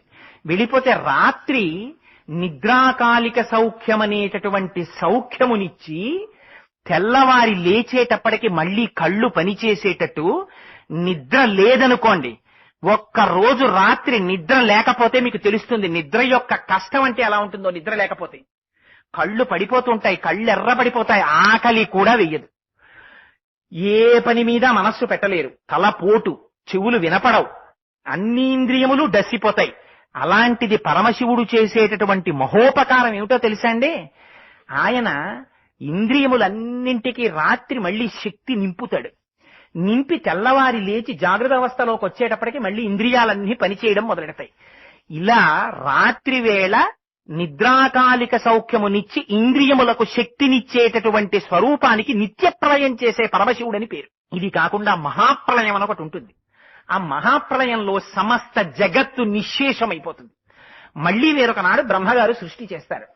అలా నిశ్శేషమైపోయేటటువంటి జగత్తుని చెయ్యగలిగినటువంటి పరమశివ స్వరూపానికి మహాప్రళయం అని పేరు. ఆత్యంతిక ప్రళయం అని ఒకటి ఉంటుంది. ఆత్యంతిక ప్రళయం అంటే ఏమిటో తెలుసా అండి? మనం ఉపాధి మారుతుంది, ఈ శరీరం పోతుంది, కానీ ఎక్కడికి వెళ్ళిపోడు జీవుడు. ఇదే శరీరం ఇంకో దాంట్లోకి వెళ్ళిపోతుంది. మనమే మామిడి పళ్ళు కొనుక్కుంటాం బజారుకి వెళ్ళి, వాడు కావులోంచి గడ్డిలోంచి తీసి పరక ఇలా నొక్కి అలా నొక్కి పెద్ద పండు చిన్న పండు పైన చూసి కింద చూసి డావు లేకుండా వేరుకుంటాం. 13 పళ్ళు వేరు చేస్తాం. వాడు గడ్డిలో పెట్టి తెచ్చాడు, మీరేం చేస్తారు? ఆ మామిడి పళ్ళే. అప్పటి వరకు ఎవరివి? అంతకుముందు తోటలో ఉన్నవాడు. వాడేం చేస్తాడు? చెట్టు మించి పడిపోకుండా, చిలక కొట్టకుండా, చెట్టుకుండేటట్టుగా జాగ్రత్తగా వాడు చూసుకుంటాడు. ఆ తర్వాత చెట్టు మించి దింపేసిన తర్వాత వేరొక వర్తకుడు గడ్డిలో పెట్టి తెచ్చుకున్నాడు. ఆ మామిడి పండే. మీరు కొనుక్కుని ఏం చేస్తారు? సంచిలో పెడితే పండు మీద పండు పెడితే అడుగునున్న పండు నలిగిపోతుందని స్కూటర్ బాక్స్ లో జాగ్రత్తగా విడివిడిగా సర్దుకుని ఆ పళ్ళన్నీ పట్టుకుని ఇంటికి తీసుకొస్తారు. ఆవిడేం చేస్తుంది? స్కూటర్ బాక్స్ లో వదిలేస్తారేంటి? ఆ మామిడి పళ్ళు అన్ని జాగ్రత్తగా పిల్లలందరినీ పిలిచి 4-5 పళ్ళు చొప్పున ఇస్తారు. అన్ని పట్టుకెళ్ళి ఆవిడేం చేస్తుంది, విశాలమైన పాత్రలో పెట్టి ఓ బేసిన మూతెడుతుంది దాని మీద, బాగా ముగ్గుతాయి. ఇప్పుడు ఏమైంది, ఇన్ని పాత్రలలోకి మారుతున్నా లోపల ఉన్నది ఏముంది, మామిడి పండే ఉంది. అలా ఉపాధులు మారిపోతాయి, జీవుడేం మారడం. జీవస్వరూపంతో ఉండి పరమాత్మ యొక్క స్వరూపం తాను గుర్తెరగనంత కాలం, గురువుల యొక్క అనుగ్రహం, భగవంతుని యొక్క అనుగ్రహం ప్రసరించనంత కాలం, ప్రహ్లాదుడు చెప్పినట్టుగా చెప్పాలంటే జీవస్వరూపంతో ఉంటాడు. నేను జీవుణ్ణి అంటూ ఉంటాడు. ఆ జీవుడు ఏం చేస్తాడు, ఉపాధులు మారిపోతూ ఉంటాడు. ఇవాళ ఇందులో ఉంటాడు, రేపు కుక్కలోకి వెళ్ళిపోతాడు. కుక్కలోకి వెళ్ళిపోతే మాత్రం భయం ఉండదేంటి, దీన్ని కర్రెట్టి కొట్టేశారనుకోండి, మీరు ఏం చేస్తారు, పారిపోతాను. అమ్మో ఇదే కొడుతున్నారు. కుక్క అయితే కర్రెట్టి కొడితే పారిపోతుంది. ఉపాధులు మారుతూ ఉంటుంది అంతే. లోపల ఉన్నవాడు ఒకడే ఉంటాడు, దానికి బంధుత్వాలు ఉంటాయి, దానికి నిద్ర ఉంటుంది, దానికి ఆకలి ఉంటుంది, దానికి మృత్యు ఉంటుంది, దానికి జననం ఉంటుంది. అలాగే ఉంటుంటుంది, ఉపాధులు మారి వెళ్ళిపోతుంటాయి. పాశముల చేత బంధింపబడి ఉంటాడు, అందుకని పశువు అని పేరు. మామూలుగా ఉన్న పశువులైతే మనకి తెలుస్తాయి, పాశం వేసి కడతాం. పరమశివుడు చేసేటటువంటి మహా ఉపకారం ఏమిటో తెలుసా అండి, ఆయన ఇచ్చే మహోపకారం. భగవంతుని యొక్క పాదములు పట్టి ఆరాధన చేస్తే శివానుగ్రహం కలిగితే ఆ పాశాన్ని తీసేస్తాడు. మనకి కూడా ఉంటాయి పాశాలు, కానీ ఆ పాశములు పైకి దొరకవు. అందుకే పశుమాం సర్వజ్ఞ ప్రథిత కృపయా తలయ విభో అంటారు శంకరాచార్యుల వారు. మీరు మరోలా అనుకోకండి, మనందరం కూడా పశువులమే. ఎందుకని, మనకి అనేక పాశములు వేసి కట్టేశారు మనని. ఆ పాశముల చేత బంధింపబడ్డాం. ఈ పాశములను తీసేస్తే లోపల ఉన్న స్వరూపం ఏమిటో తెలుస్తుంది. ఈ లోపల ఉన్న స్వరూపాన్ని చెప్పి దాని యందు నిలబెట్టగలిగిన వాడెవరో తెలుసా అండి, ఆనాడు మోక్షస్థితి. అది ఈయగలిగినటువంటి వాడు శంకరుడు మాత్రమే. శంకరుడు అంటే మళ్ళీ నేను విష్ణువు కాడన్నానని అనుకోకండి. శంకరుడే విష్ణువు, విష్ణువే శంకరుడు. ఉన్నది ఒకటే పదార్థం, ఒకటే పరమాత్మతత్వం, ఒకటే నారాయణుడు, ఒకటే శివుడు. అందుకని విభూతి పెట్టుకుంటారు, చేతిలో సత్యదండం పెట్టుకుంటారు, మాట్లాడితే నారాయణ నారాయణ నారాయణ నారాయణ అంటుంటారు. ఏమిటది? అదేమిటండి, పెట్టుకునేది విభూతే, చేసేది చంద్రమౌళీశ్వరారాధన, సాయంకాలం శివాభిషేకమా, నోరు విప్పితే నారాయణ నారాయణ నారాయణ. ఏమిటిది? అది అంతా ఉన్నది ఒక వస్తువే అని తెలుసుకోవడం, అదే పరమాత్మతత్వం. ఇది అస్తోకాప్లుతమేకమీశమనిషం. ఈ స్థితి నీకు కలిగితే ఇది రుద్రాభిషేకం అంటే. ఉన్నది ఒక్కటే పదార్థము అని ఎరుక కలుగుట. అది కలగనంతసేపు ఏమవుతుంది, దీనికన్నా అది ఎక్కువ, దానికన్నా ఇది ఎక్కువ. చంద్రశేఖర పరమాచార్యులు వారు ఒకసారి అనుగ్రహ భాషణం కోసం వస్తుంటే వేదిక మీదకి ఎడుతుంటే ఒక ఆయన వచ్చి, ఏమండి కృష్ణ స్వరూపాన్ని ఆరాధన చేస్తే మంచిదేనా అని అడిగి, చాలా మంచిదయా, తప్పకుండా ఆరాధన చెయ్యి. వేరొక అమ్మ దుర్గామాతని పూజ చేయించండి, చెయ్యి. ఒక్కొక్కరికైతే నేను పేరు చెప్పకూడదు కానీ నా స్నేహితుడు ఒక ఆయన ఉండేవాడు. ఆయన చాలా వర్రీడిగా ఉండేవాడు ఆఫీసులో. ఏమయ్యా ఏంటి అలా ఉన్నావేమని అడిగితే, ఇవాళ సోమవారం కదండి, శివాలయానికి వెళ్లకుండా వచ్చేసాను, వేగంలో పెట్టారని వేమిన్ షీట్ అన్ని తప్పులైపోయి స్క్వాడ్కి దొరికిపోతానేమో అని భయంగా ఉందనేవాడు. అంటే ఆయన ఉద్దేశం ఏంటంటే, సోమవారం నాడు శివాలయానికి వెళ్ళలేదు, శనివారం నాడు మాత్రం వెంకటేశ్వర స్వామి గుడికి వెళ్ళాను, శనివారం నాడు వెంకటేశ్వర స్వామి గుడికి వెళ్ళి సోమవారం నాడు నా దగ్గర రావడానికి నీకు ఖాళీ లేదు, నీ పని నేను చెప్తాను చూడని చెప్పి కూర్చునే ఒక శాడిస్ట్ శివుడంటే. లేకపోతే సోమవారం శివాలయానికి వెళ్ళి మంగళవారం నాడు హనుమ దగ్గరికి వెళ్ళలేదు అనుకోండి, సోమవారం నాడు శివుడి దగ్గరికి అయితే వెళ్ళావు, నా దగ్గరికి రావడానికి మాత్రం నీకు ఖాళీ లేదు, చూడు నీ పని చెప్తానని చెప్పేటటువంటి శాడిస్ట్ హనుమ. ఇది లోపల. ఇలా మీరు ఎన్ని గుళ్ళకి వెడితే, మీరంటే మీరనుకోకండి, మీరందరూ జ్ఞానులు మహాప్రభు. నేను ఎప్పుడు మీరన్న మాట నేను ఎప్పుడు వాడినా నన్ను నా గురించి చెప్పుకున్నది. ఎందుకు ఇంకా ఎంత ఆరాధన చేసి, ఉన్నది ఒకటే పదార్థం. ఎన్ని దేవాలయాలు తిరుగుతారు.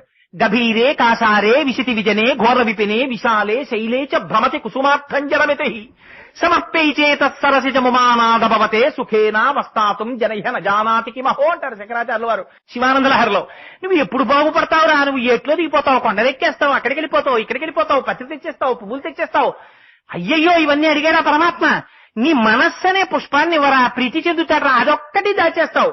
ఇవ్వకూడని వాళ్ళందరికీ ఆవిడికి ఇచ్చేశానండి మనస్సు, ఆవిడ మాత్రం నా మనసు పుచ్చుకోవట్లేదంటావు, ఎండు చెట్టు కింద చాలువాలు వేసుకు మొదలెడతావు పాటలు. ఇవ్వకూడని అన్ని చోట్ల ఇచ్చేస్తావు. తమతో చెప్పుకున్నాడు పాపం ధూర్జటి, రోషీరోయదు కామినీ జనుల కారుణ్యోరు సౌఖ్యంబులన్ భాషీబాయతు పుత్ర మిత్రధన సంపద్భ్రాంతి వాంఛాలతల్ కోశీ కోయదు నామనంబకట నీకున్ ప్రీతిగా సత్క్రియలు చేసి చేయదు దీని త్రుళ్ళను తవే శ్రీకాళహస్తీశ్వర అన్నాడు. అందుకని అంత చించలంగా తిరుగుతూ ఉంటుంది. కాబట్టి ఒక పదార్థమే అన్ని స్వరూపములుగా కనపడుతుంటుంది. అన్ని స్వరూపములుగా కనపడడంలో కూడా ఉన్న చిత్రం ఏమిటో తెలుసా అండి? పరమాచార్యులు వారు వేదికెక్కుతుంటే ఇంకొక ఆయన వచ్చాం, అయ్యా దుర్గాదేవిని పూజించచ్చా అండి? పూజించవయ్యా, సంతోషంగా పూజించు. ఇన్ని చెప్పి బహుశా రోజున పరమాచార్యుల వారికి ఏ భావన కలిగిందో వారు కూర్చుని ఒక కథ చెప్పారు. పూర్వకాలంలో, అంటే ఎందుకు ఇవాళ పిట్ట కథలు మొదలెట్టే వీడు అనుకోకండి, పరమాచార్యుల వారంతటి వారు ఉదహరించిన సందర్భం కాబట్టి మాత్రమే చెప్తున్నాను. పూర్వకాలంలో యుక్త వయస్సు వచ్చినటువంటి ఆడపిల్లకి తల్లిదండ్రులు ఒక యువకుణ్ణి మంచి సంబంధం అని నిర్ణయం చేశారు. నీకు ఫలానా అబ్బాయిని ఇచ్చి వివాహం చేస్తున్నావమ్మా, అబ్బాయి పేరు ఇది, వాడు ఇది చదువుకున్నాడు, ఈ వ్యాపారం చేస్తున్నాడు, ఇంత సంపాదిస్తాడని చెప్పారు. చెప్తే ఆ అమ్మాయి ఏంది కొంచెం స్వతంత్ర ప్రవృత్తి. మీరు నిర్ణయించడం ఏమిటి? బహుశా ఈ రోజుల్లో పుట్టవలసిన అమ్మాయి టీవీలు చూసి. మీరు నిర్ణయించడం ఏమిటి? మేం నిర్ణయించుకుంటాం కావలసిన భర్తని, అందుకని నాకు యోగ్యుడైన వాడిని నేనే నిర్ణయించుకుంటానని ఎక్కడ దొరుకుతాడు? రోడ్డు మీద దొరుకుతాడు. అందరూ రోడ్డు మీదకి బయలుదేరితే రాజుగారు వస్తున్నారు ఏనుగు మీద ఎక్కి. అందరూ పక్కన నిలబడి నమస్కారాలు చేస్తున్నారు. ఓహో, యోగ్యుడంటే ఈయన, సమస్త జగత్తు ఈయనకి నమస్కారం చేస్తోంది, అందుకని నేను ఈయన్ని వివాహం చేసుకుంటాననుకుంది.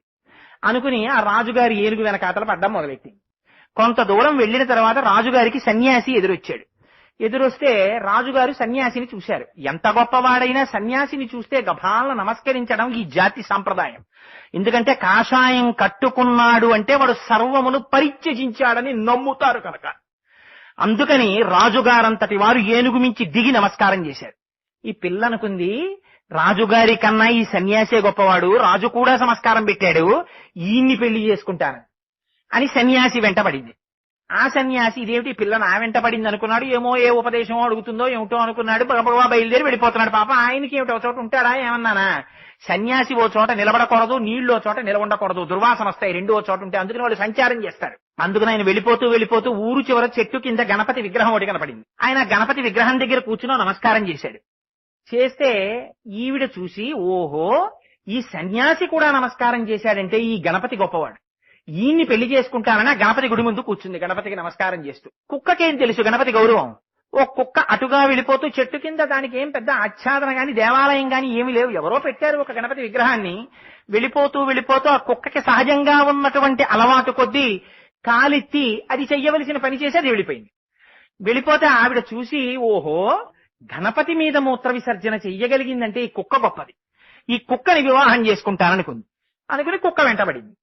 ఆ కుక్క వెంట పెడితే ఆ కుక్క అలా పోతోంది, దాని వెంట ఈవిడెడుతోంది. కొంత దూరం వెళ్ళిన తర్వాత ఆ కుక్కని పరిగెత్తింది. ఆ ఆర్చి దానికి ఏం బాధ కలిగిందో, ఏ ఆయాసం వచ్చిందో నిలబడింది. ఓ పిల్లాడు అలా నిలబడ్డాడు. నిలబడి పిల్లలకేముంది, వాళ్ళకి ఎప్పుడు చెంచల దృష్టే కదా, వాడు రాయి తీసి కుక్కని కొట్టాడు. కొడితే కుక్క మొయ్యో నడిచి పరిగెత్తుకుపోయింది. ఇంత గొప్ప కుక్కని కూడా కొట్టాడంటే పిల్లవాడే యోగ్యుడు, వీడిని వివాహం అనుకుని ఆ పిల్లాన్ని పట్టుకుంటే ఇంతలో గబగబా ఒక యువకుడు పరిగెత్తుకొచ్చి, ఏమిరా నోరు లేని కుక్కని నీకు చెయ్యుందని అక్కడ రాయుందని రాయి పెట్టి కొడతావా? తప్పు కదూ, ఇంకెప్పుడు అలా కుక్కల్ని వాటిని కొట్టకు, అది చాలా పొరపాటని చెప్పి చెవి మిలివేశాడు. ఆ పిల్లవాడు ఏడుచుకుంటూ పోయాడు. ఓహో ఈ పిల్లవాడిని కూడా చెవి మిలిపెట్టాడంటే ఈ యువకుడే గొప్పవాడు అని వాడి కాళ్ళు పట్టుకుంది వివాహం చేసుకోమని. దానికేముంది, నువ్వు యుక్త వయస్సులో ఉన్నావు, తప్పకుండా నిన్ను వివాహం చేసుకుంటానన్నాడు. తీసుకెళ్లి వాళ్ళ అమ్మా నాన్నకి పరిచయం చేద్దామని వెళ్ళింది. ఓసి నీ మొహం ఇచ్చా, నేను చూసిన పెళ్లి కొడుకు వీడేనే అన్నారు తల్లిదండ్రులు. అలా ఏమిటి చేసింది ఇంత ప్రయత్నం చేసి? అదే ముందే తల్లిదండ్రులు చెప్పిన మాట వినుంటే వరుడు దొరికేవాడు, సంతోషంగా అయిపోను కదా.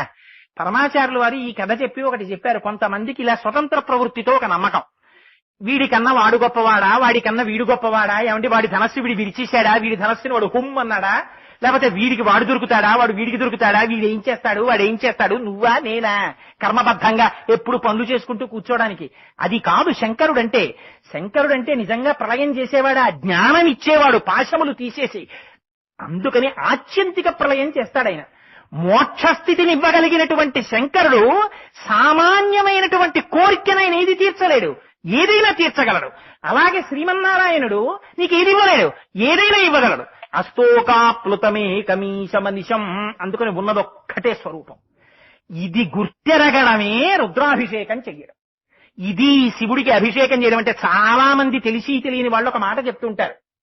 ఎందుకండి పట్టుకెళ్లి పాలు పెరుగు తేనె పంచదార ఇవన్నీ పట్టుకెళ్లి ఆయన నెత్తి మీద పోసేసి అవన్నీ ఆ తుమ్ములోంచి అలా బయటికి వెళ్ళిపోతుంటాయి.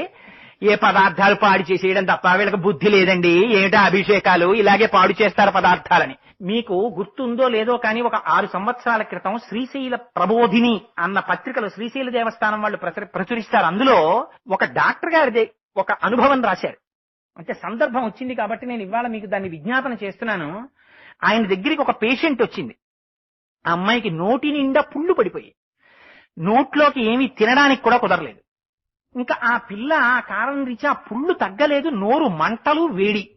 ఇంకా ఆ పిల్ల ఆ కారణం చేత బ్రతకదు, ఎన్నాళ్ళు సిలైన్లు పెడతారని అనుకున్నారు. ఎవరో పెద్దలు చెప్పారు, ఏదో ఫలానా లోహంతో చేయబడినటువంటి శివలింగానికి పంచామృతములతో అభిషేకం చేసిన పదార్థాన్ని 45 రోజులు నువ్వు తీర్థంగా పుచ్చుకుంటే నీకు తగ్గుతుంది. ఎప్పుడు మనకి నమ్మకం వస్తుందంటే డాక్టర్ల దగ్గర నమ్మకం పోయాక వస్తుంది. అందుకని ఆ పిల్ల తీర్థం పుచ్చుకోవడం మొదలెట్టింది. మంచో చెడో భగవానుడు తిప్పాడు మొత్తం మీద.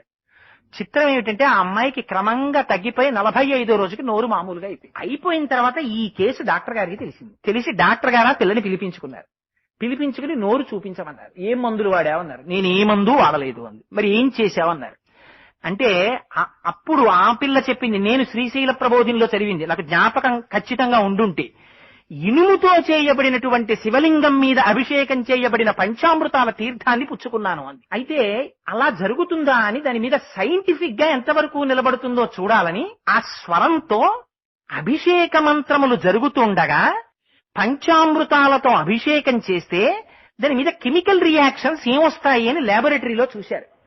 చూస్తే ఎటువంటి ఔషధములు ప్రపంచంలో ఉన్నాయని మనం నమ్ముతున్నామో అంతకన్నా ఇనుముతో చేయబడినటువంటి శివలింగం మీద పడినటువంటి ఆ అభిషేక ద్రవ్యములలో వచ్చేటటువంటి రసాయనిక ప్రతిచర్య నోటిలో వచ్చినటువంటి భయంకరమైన పుండ్లకి గొప్ప విరుగుడు అని నమ్మకం కలిగింది ఆ కెమికల్ ఫార్ములా.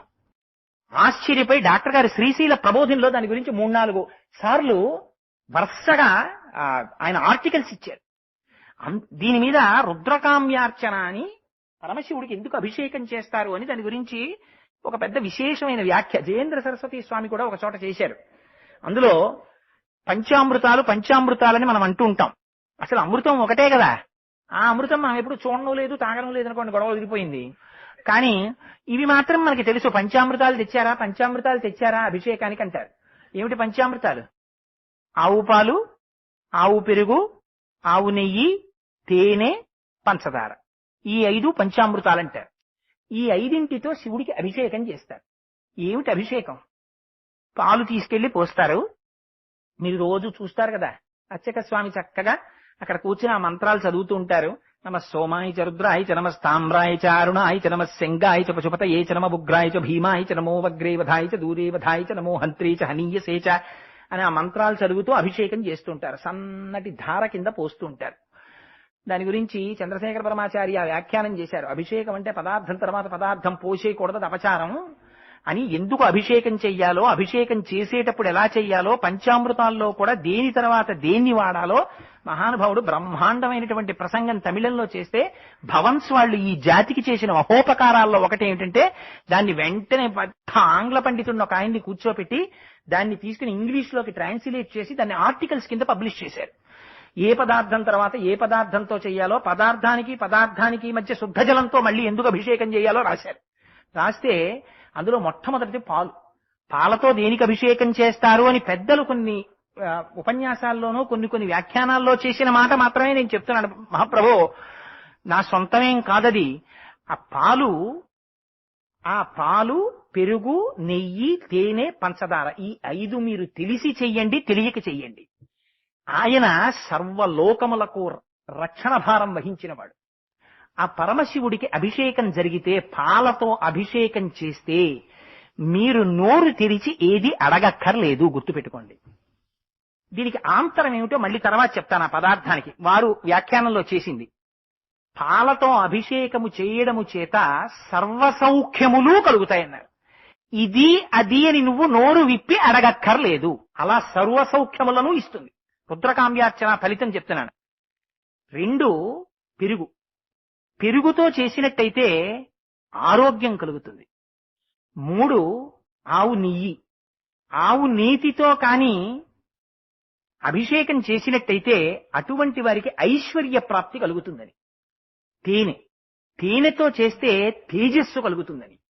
పంచదార, పంచదారతో చేస్తే ఎప్పుడు ఏదో దుఃఖం ఏదో దుఃఖం ఏదో దుఃఖం వెంట తరువుకొస్తూ ఉంటుంది కొంతమందిని. ఆ దుఃఖానికి ఇంకా ఉపశాంతి ఉండదు, అలా బాధపడుతుంటారు. ఏమిటోనండి అసలు మా కష్టాలు తీరట్లేదు అంటూ ఉంటారు. మళ్ళీ ఆ పంచదారతో అభిషేకం గురించి కూడా అసలు ఆ అభిషేకం ఇలా ఇలా తీసి ఉద్ధరణిలతో వెయ్యొచ్చా వేయకూడదా దాని గురించి కూడా అబ్బో ఎంత గొప్పగా మాట్లాడారో పెద్దలు.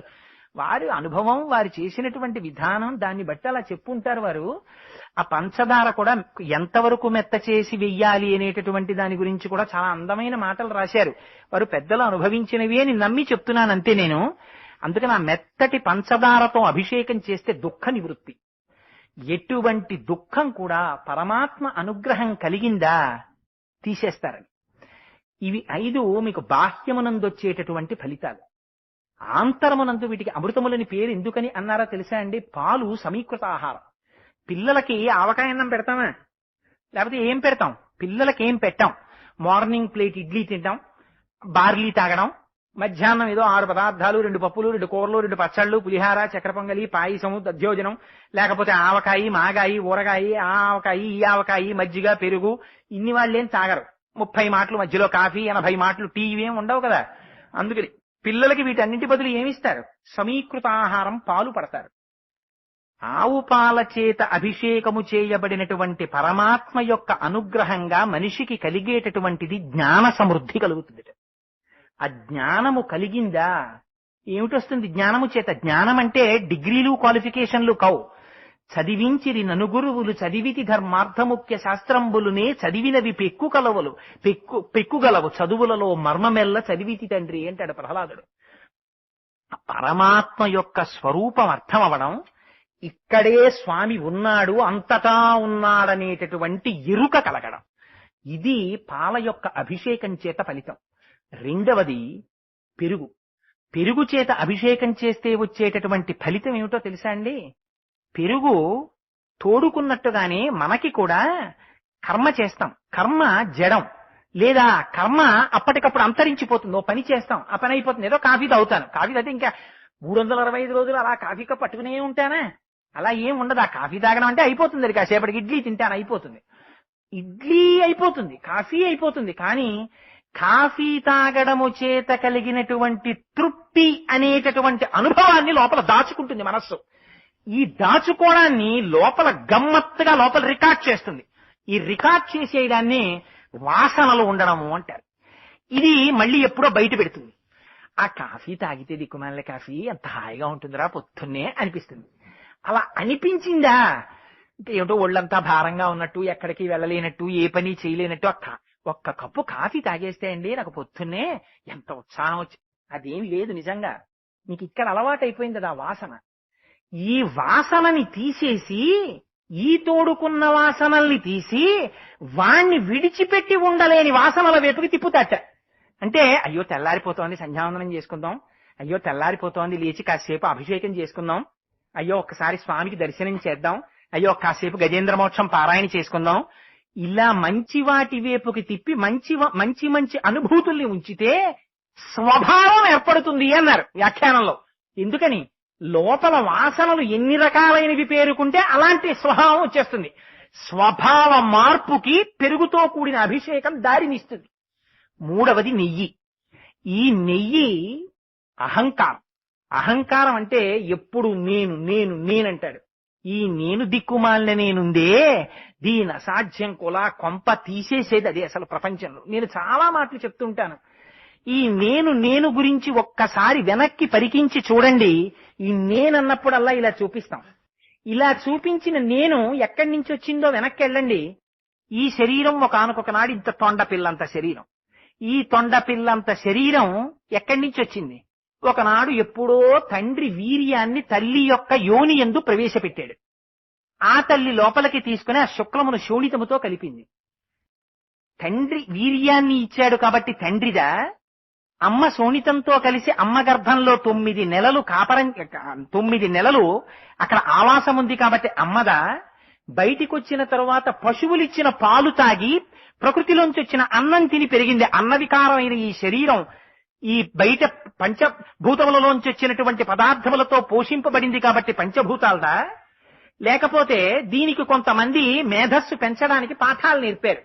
ఆ పాఠాలు నేర్పితే వచ్చినటువంటి 4 ముక్కలు తీసుకెళ్లి ఎవడికో తాకట్టు పెట్టి వాడు నా కొలువులో పశువు కట్టబడినట్టుగా ఉదయం 10 నుంచి సాయంకాలం 5:30 వరకు నువ్వు పనున్నా లేకపోయినా కుర్చీలో అలా కూర్చో, కాలం ఎంత విలువైందైనా నాకు అనవసరం, ఇలా కూర్చో నువ్వంతే అంటే అలా కూర్చున్నందుకు వాడు నెలకి ఒక 10,000 12,000 బత్తెం ఇస్తే ఆ బత్తెం పుచ్చుకుని శరీరాన్ని పోషించుకున్నావు కాబట్టి ఆ బత్తెం ఇచ్చిన వాడిదా? లేకపోతే ఒకనాడు నువ్వు ఈ శరీరం కదలిక లేక మంచంలో పడిపోతే ఊపిరి వెళ్ళిపోతే దీన్ని సంస్కారం చేయడం కోసం కొత్త కర్రలు, కొత్త చాప, కొత్త తాడు తెచ్చి దాని మీద పారేసి కట్టి తీసుకెళ్లి శ్మశానంలో పారేసిన కొడుకుదా? అగ్నిహోత్రంలో పారేస్తే కాల్చేసిన అగ్నిహోత్రాందా? లేకపోతే ఇంకా కాలిపోకుండా ఉండిపోయిన ఎముకలు మొదలైనవి శ్మశానంలో ఉండిపోతే తిన్న చెదపురుగులదా? లేకపోతే ఊడిపోయిన వెంట్రుకలు, గోళ్లు మొదలైన వెళ్లి చెట్లకి చుట్టుకుని ఉండిపోతే ఆశ్రయం ఇచ్చిన చెట్లదా? ఎవడిది ఈ శరీరం? దేన్ని చూపించి నేను నేనంటావు? దీన్ని చూపించి ఈ నేను నేను నేను అని అన్న మాట ఎన్ని మాటలు అన్నావో అన్ని మాటలు పతనం అయిపోతున్నావు. అందుకని ఈ నేను నేనన్న అహంకారాన్ని విరచగలిగితే ఆనాడు నేనేమిటని ఇలా వంగుతావు. ఈ విధేయతని ఇస్తాట, నీతితో అభిషేకాన్ని పుచ్చుకొని ఆ నేనన్న భావన విరుస్తాట. అందుకని నీతితో అభిషేకం. పంచదార మమకారం. ఎంత మమకారమో, దిక్కుమాల మమకారం. మచ్చిక వీరికెల్ల బహుమాత్రము చోద్యము దేహి పుట్టుచున్ చచ్చుచునుండ చూచెదరు తా చావకమానడు వారి భంగి చచ్చిన వానికేచ్చెదరు చావున కొల్లక దగవచ్చునే ఎచ్చట నుండి వచ్చనచ్చటికి పోవుట నైజము ప్రాణికోటి కిందంటారు ప్రహ్లాదోపాఖ్యానంలో. ఎంత విచిత్రం రా వీళ్ళకి. మచ్చిక వీరికెల్లా ఏదో పెద్ద ఉండిపోయేవాళ్ళ. పుట్టినప్పుడేమో అమ్మ దగ్గర నుంచి ఇలా కొంచెం దూరంగా అత్త ఎత్తుకుంటే చాలు అమ్మ అమ్మ అమ్మ అమ్మ అని ఏడుస్తారు. అమ్మను వదిలిపెట్టి ఉండలేని వాళ్ళే. నాన్నగారు కాస్త స్వీట్ల ప్యాకెట్ నూనె తడున్న కాగితంతో వచ్చేటప్పటికి అక్కడికి పరిగెడతాడు. ఆడుకోవడానికి అన్నయ్య వస్తే అన్నయ్య దగ్గరికి పరిగెడతాడు. పెళ్ళైన తర్వాత అమ్మ నాన్న ఎక్కర్లేదు. ఈ పెళ్ళైన తర్వాత కొన్నాళ్ళు భార్య బిడ్డలు. ఒకవేళ నదిలో ముగ్గురు కలిసి కొట్టుకుపోతుంటే ఓ వేళ ముందు పిల్లాన్ని వదిలేస్తాడు. ఎందుకని? భార్య ఉంటే మళ్ళీ కొడుకుని కనొచ్చు. ఆ తర్వాత భార్యను కూడా వదిలేకపోతే భార్యను వదిలేస్తాడు. మళ్ళీ పెళ్ళాన్ని చేసుకోవచ్చు. ఆఖరణ వదలలేక తను వదులుకుంటాడు సుడిగుండంలోనూ ప్రవాహంలోనూ. అందుకని నీకెవరి మీద మమకారం. కానీ ఇదంతా ఒక రకమైనటువంటి అబద్ధంతో కూడినటువంటి జీవనం. మచ్చిక వీరికెల్లా వెళ్ళిపోయే అన్నిటి మీద నీ మనస్సు పెట్టుకుంటుంది. దేహి పుట్టుచున్ చచ్చుచునుండ చూచేదారు. పక్కవాడింట్లో దొంగలు పడితే నీ ఇంట్లో తాళాలు జాగ్రత్తగా వేస్తావు. పక్కింట్లో చచ్చిపోతున్నారు. నీకు మార్పు ఎక్కడొచ్చింది? నీకంటే మహాప్రభు మిమ్మల్ని కాదు, నన్ను ఎప్పుడూ చెప్తున్నాను. అందుకని తా సావకమానుడు వారి భంగి చచ్చిన వానికి ఇచ్చేదారు. ఓ చచ్చిపోయిన వాడిని పెట్టుకుని వీళ్ళందరూ ఏడుస్తూ ఉంటారు. ఏమిటో వీళ్ళు చచ్చిపోనట్టు. ఎచ్చట నుండి వచ్చనచ్చటికి పోవుట నైజము ప్రాణికోటికి అంటే ఏడిస్తే తప్ప అండి అని అనకండి. ఏడుపు వస్తుంది, తప్ప, అది తప్పని ఎక్కడ అనలేదు. కానీ ఇంత వ్యామోహం పెట్టేసుకుని ఇంత మమకారాలు బిగించేసుకుని అసలు ఎవడి దగ్గరికి వెడితే రక్షిస్తాడో వాడి దగ్గరికి వెళ్ళడానికి మాత్రం ఖాళీ ఉండదు. కాఫీ 50 మాటలు తాగడానికి టైం ఉంటుంది. ఇడ్లీ 70 మాటలు తినడానికి టైం ఉంటుంది. భోజనం కొసరి తినడానికి టైం ఉంటుంది. ఆఫీసులో ₹10 ఇస్తే అరగంట కూర్చోడానికి టైం ఉంటుంది. పనికి మాలిన వాడు వస్తే ఇంట్లో కబుర్లు చెప్పడానికి 5 గంటల టైం ఉంటుంది. అది చెయ్యకుండా నేను ఉండలేనని గుళ్ళోకి వెళ్ళడానికి నీకు టైం ఉండదు. అయ్యో అరగంట సేపు కూర్చుని ఈ అరగంట నాది కాదని పూజ చేయడానికి టైం ఉండదు. పరమాచార్యులు వారి వేదిక మీద తీసుకొచ్చి కట్టల డబ్బు పెడితే పేద సన్యాసిని నాకు తెచ్చి ఇన్ని ఇచ్చారు. ఇవి కాదు, నేను ఒకటి అడుగుతాను మీరు ఇస్తారా అన్నారు.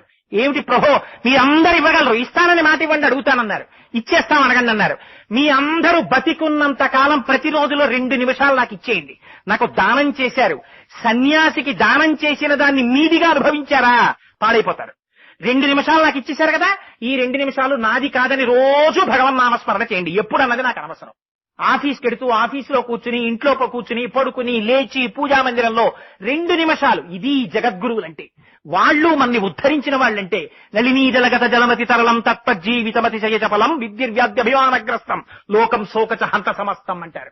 ఈ పిచ్చ వదలగొట్టి ఎవడి వేపుకి తిప్పాలో అటువైపు తిప్పగలిగిన వాడెవరో వాడు శంకరుడు. శంకరోతీతి శంకర. అందుకని వాడికి పంచదారతో అభిషేకం అని రాశారు. ఈ 5 విడగొడితే వాడికి ఇంకొన్న అవిద్యం ఉంటుంది, ఇంకా అవిద్యం ఉండదు. అందుకని వాడు ముముక్షు అవుతాడు. కాబట్టి ఇవి పంచామృతములు అన్నారు అని పెద్దలైన వారు బహుశా వారు అనుభవించి రాసినటువంటి మాటలు. అందుకని ఈ 5తో అభిషేకం అంటే శివుడికి అదేదో తీసుకొచ్చి పాల ప్యాకెట్ అక్కడ పోసేస్తున్నారు అనుకోకండి. మీకు నమ్మిక ఉన్నదా? మీరు నమ్మితే పరమాత్మ, మీకు నమ్మకం లేదు అదేదో రాయిగానే యద్భావం తద్భవతి. మొదటే చెప్పానే, వాడు ఆపాతాళన భస్తలాస్తభవన బ్రహ్మాండమా విస్ఫురత్. పాతాళం నుంచి ఆకాశం వరకు నిండిపోయిన వాడు ఎవరున్నాడో వాడు ఆ లోపల లింగాకృతిని పొంది ఉన్నాడు. వాడి మీదిన్ని పాలు పోస్తే నాకు అన్ని సౌఖ్యములను వాడిస్తాడు, వాడు చూసుకుంటాడని మీరు నమ్మి చెయ్యండి అభిషేకం, వాడు చూస్తాడు. మీకు ఆ పూనిక లేదా, ఆ నమ్మిక లేదా, రిచువలిస్టిక్ అంటారు, తంతు ఆ చేసిన కార్యక్రమం. శ్రద్ధ భగవానుడికి కావలసింది. నువ్వేమిచ్చావు? ఆయనది అంత యావదావర్తతే చక్రం యావతీచ వసుంధరా తావత్వం సర్వత్వం స్వామిత్వం అనువర్తయ అంటాడు భరతుడు. అన్ని ఆయనవి సూర్యచంద్రులు ఉన్నంత కాలం. నువ్వు ఆయనకి ఇచ్చేదేమిటి? ఆయనదైన వస్తువు నీకిచ్చి నువ్వు అనుభవిస్తుంటే నీ ఆనందాన్ని చూసి ఆయన ఆనందం అనుభవిస్తున్నాడు, తల్లిదండ్రులు కనుక. అందుకని వారికి ఒక్క నమస్కారం చేయడం.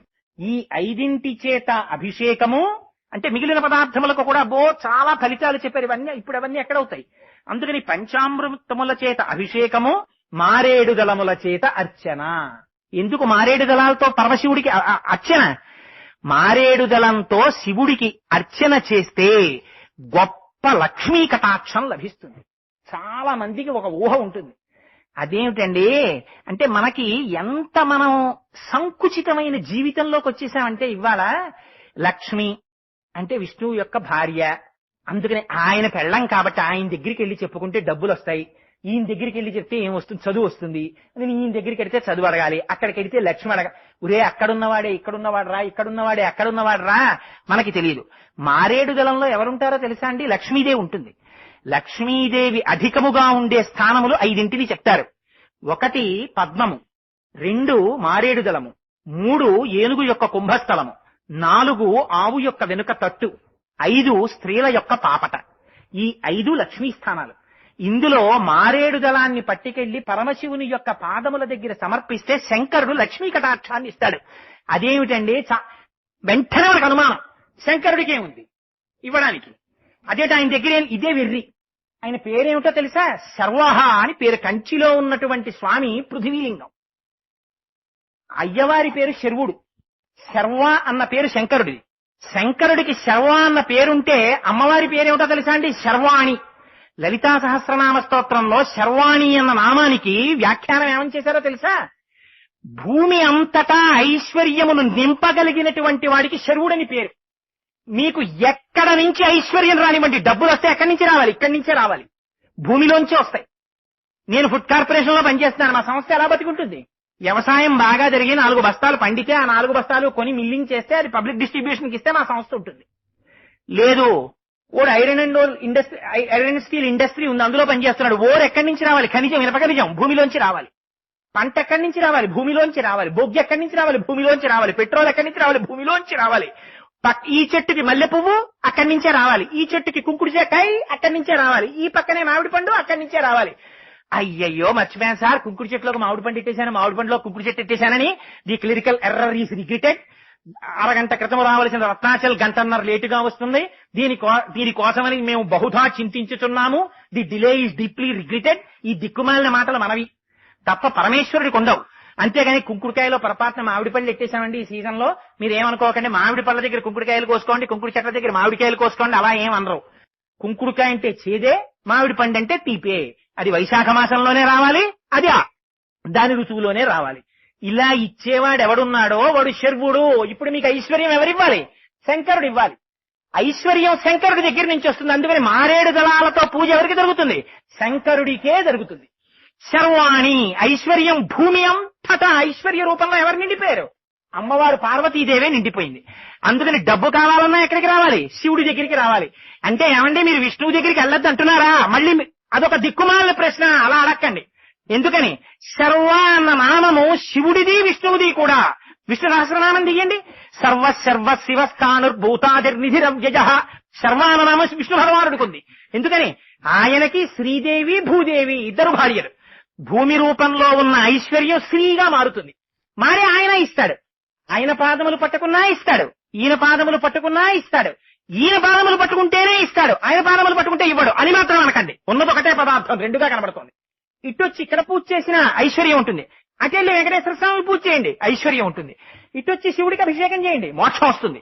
అటెళ్ళి వెంకటేశ్వరుడికి అభిషేకం చేయండి, మోక్షం వస్తుంది. ఎందుకని? అవి రెండు కావు, ఉన్నదొక్కటే. రెండైతే కొన్ని నువ్వు చేయి, కొన్ని నేను చేయి అంటారు. ఉన్నదొక్కటే ఉన్నది. ఇది నీకు తెలిస్తే నీ అభిషేకానికి ఫలితం వస్తుంది. ఇది అస్తోకాప్లుతమేకమీశమనిశం రుద్రానువాకాంజపం ఛాయే ఈప్సిత సిద్ధయే. ఈప్సితం అంటే కోరిక. ఇది తెలిసి నేను అభిషేకం చేస్తున్నాను, ఇప్పుడు నీ కోరికలన్నీ తీరిపోయి. ఇప్పుడు నువ్వేమిస్తావు శంకరుడికి? ఏమి ఇవ్వక్కర్లా. శివుని శిరమున కాసిన్ని నీళ్లు చల్లి పత్తిరి సుమంతనెవ్వాడు పారవయిచు కామధేనువు వానింటి గడి పశువు అల్ల సురశాఖ వానింటి మల్లె చెట్టు. ఈ భక్తి భావంతో పట్టుకెళ్లి ఇలా 4 నీళ్ల చుక్కలు వేయి, 2 మారేడు దళాలు వేయి, 2 పుష్పాలు సమర్పించు, ఒక్క నమస్కారం చెయ్యి. గుళ్ళోకొచ్చిన దగ్గర నుంచి గుళ్ళో పరిగెత్తడం. ఆ నందీశ్వరుడికి పట్టుకొచ్చి నువ్వు పెట్టకపోతే ఆకలితో కడుపు పండిపోయినట్టు అరటిపండు పట్టుకొచ్చి ఆయన మూతికి ఇలా రాసేయడం, ఇంతంత గాజీగలు ఆయన కళ్లల్లో ముక్కుల్లో దూరిపోయేటట్టు ప్రవర్తించడం, ఇంకోటి తొక్కుతాడేమో అని చూడకుండా ఇక్కడికి తీసుకొచ్చి పువ్వులు బారేయడం, ఒకడిక్కడ నంది పృష్ఠభాగంలోంచి వృషస్య వృషణం స్పృష్ట్వా శృంగమధ్యే శివాలయం దృష్ట్వాక్షణం రోజాతి కైలాసే శివసన్నిధం అని శివాగమంలో చెప్పినట్టుగా దర్శనం చేస్తుంటే శివుడికి నందికి మధ్యలోకి వెళ్లి నీ పృష్ఠభాగం దర్శనం చేసుకుంటున్న వాడికి చూపించడం.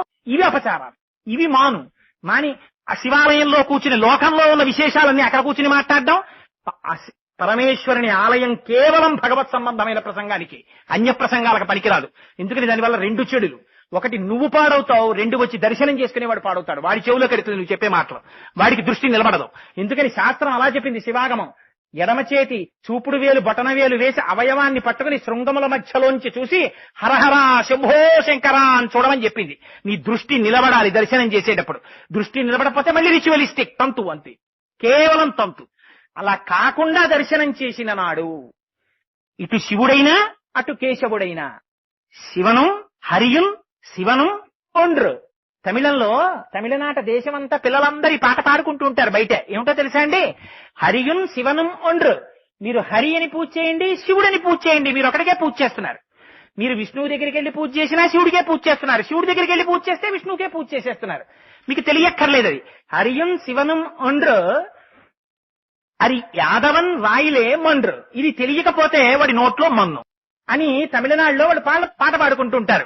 బాణత్వం వృషభత్వమర్ధవపుష భార్యత్వం ఆర్యాపతే ఘోణిత్వం సకిత మృదంగవహత చేత్యాది రూపం తదౌ తత్వాదే నయనార్పణంచ కృతవాన్ తద్దేహ భాగో హరి పూజ్యాత్ పూజ్య తరస్య జయ మహిమచేత్కోవా తదన్యోధిక అని శివానందలహరిలో శంకర భగవత్పాదులు ఆ శివుడు కేశవుడు అన్నవాళ్లు పార్వతీ పరమేశ్వర స్వరూపంగా ఎలా కలిసిపోయి ఉంటారో చూపిస్తారు.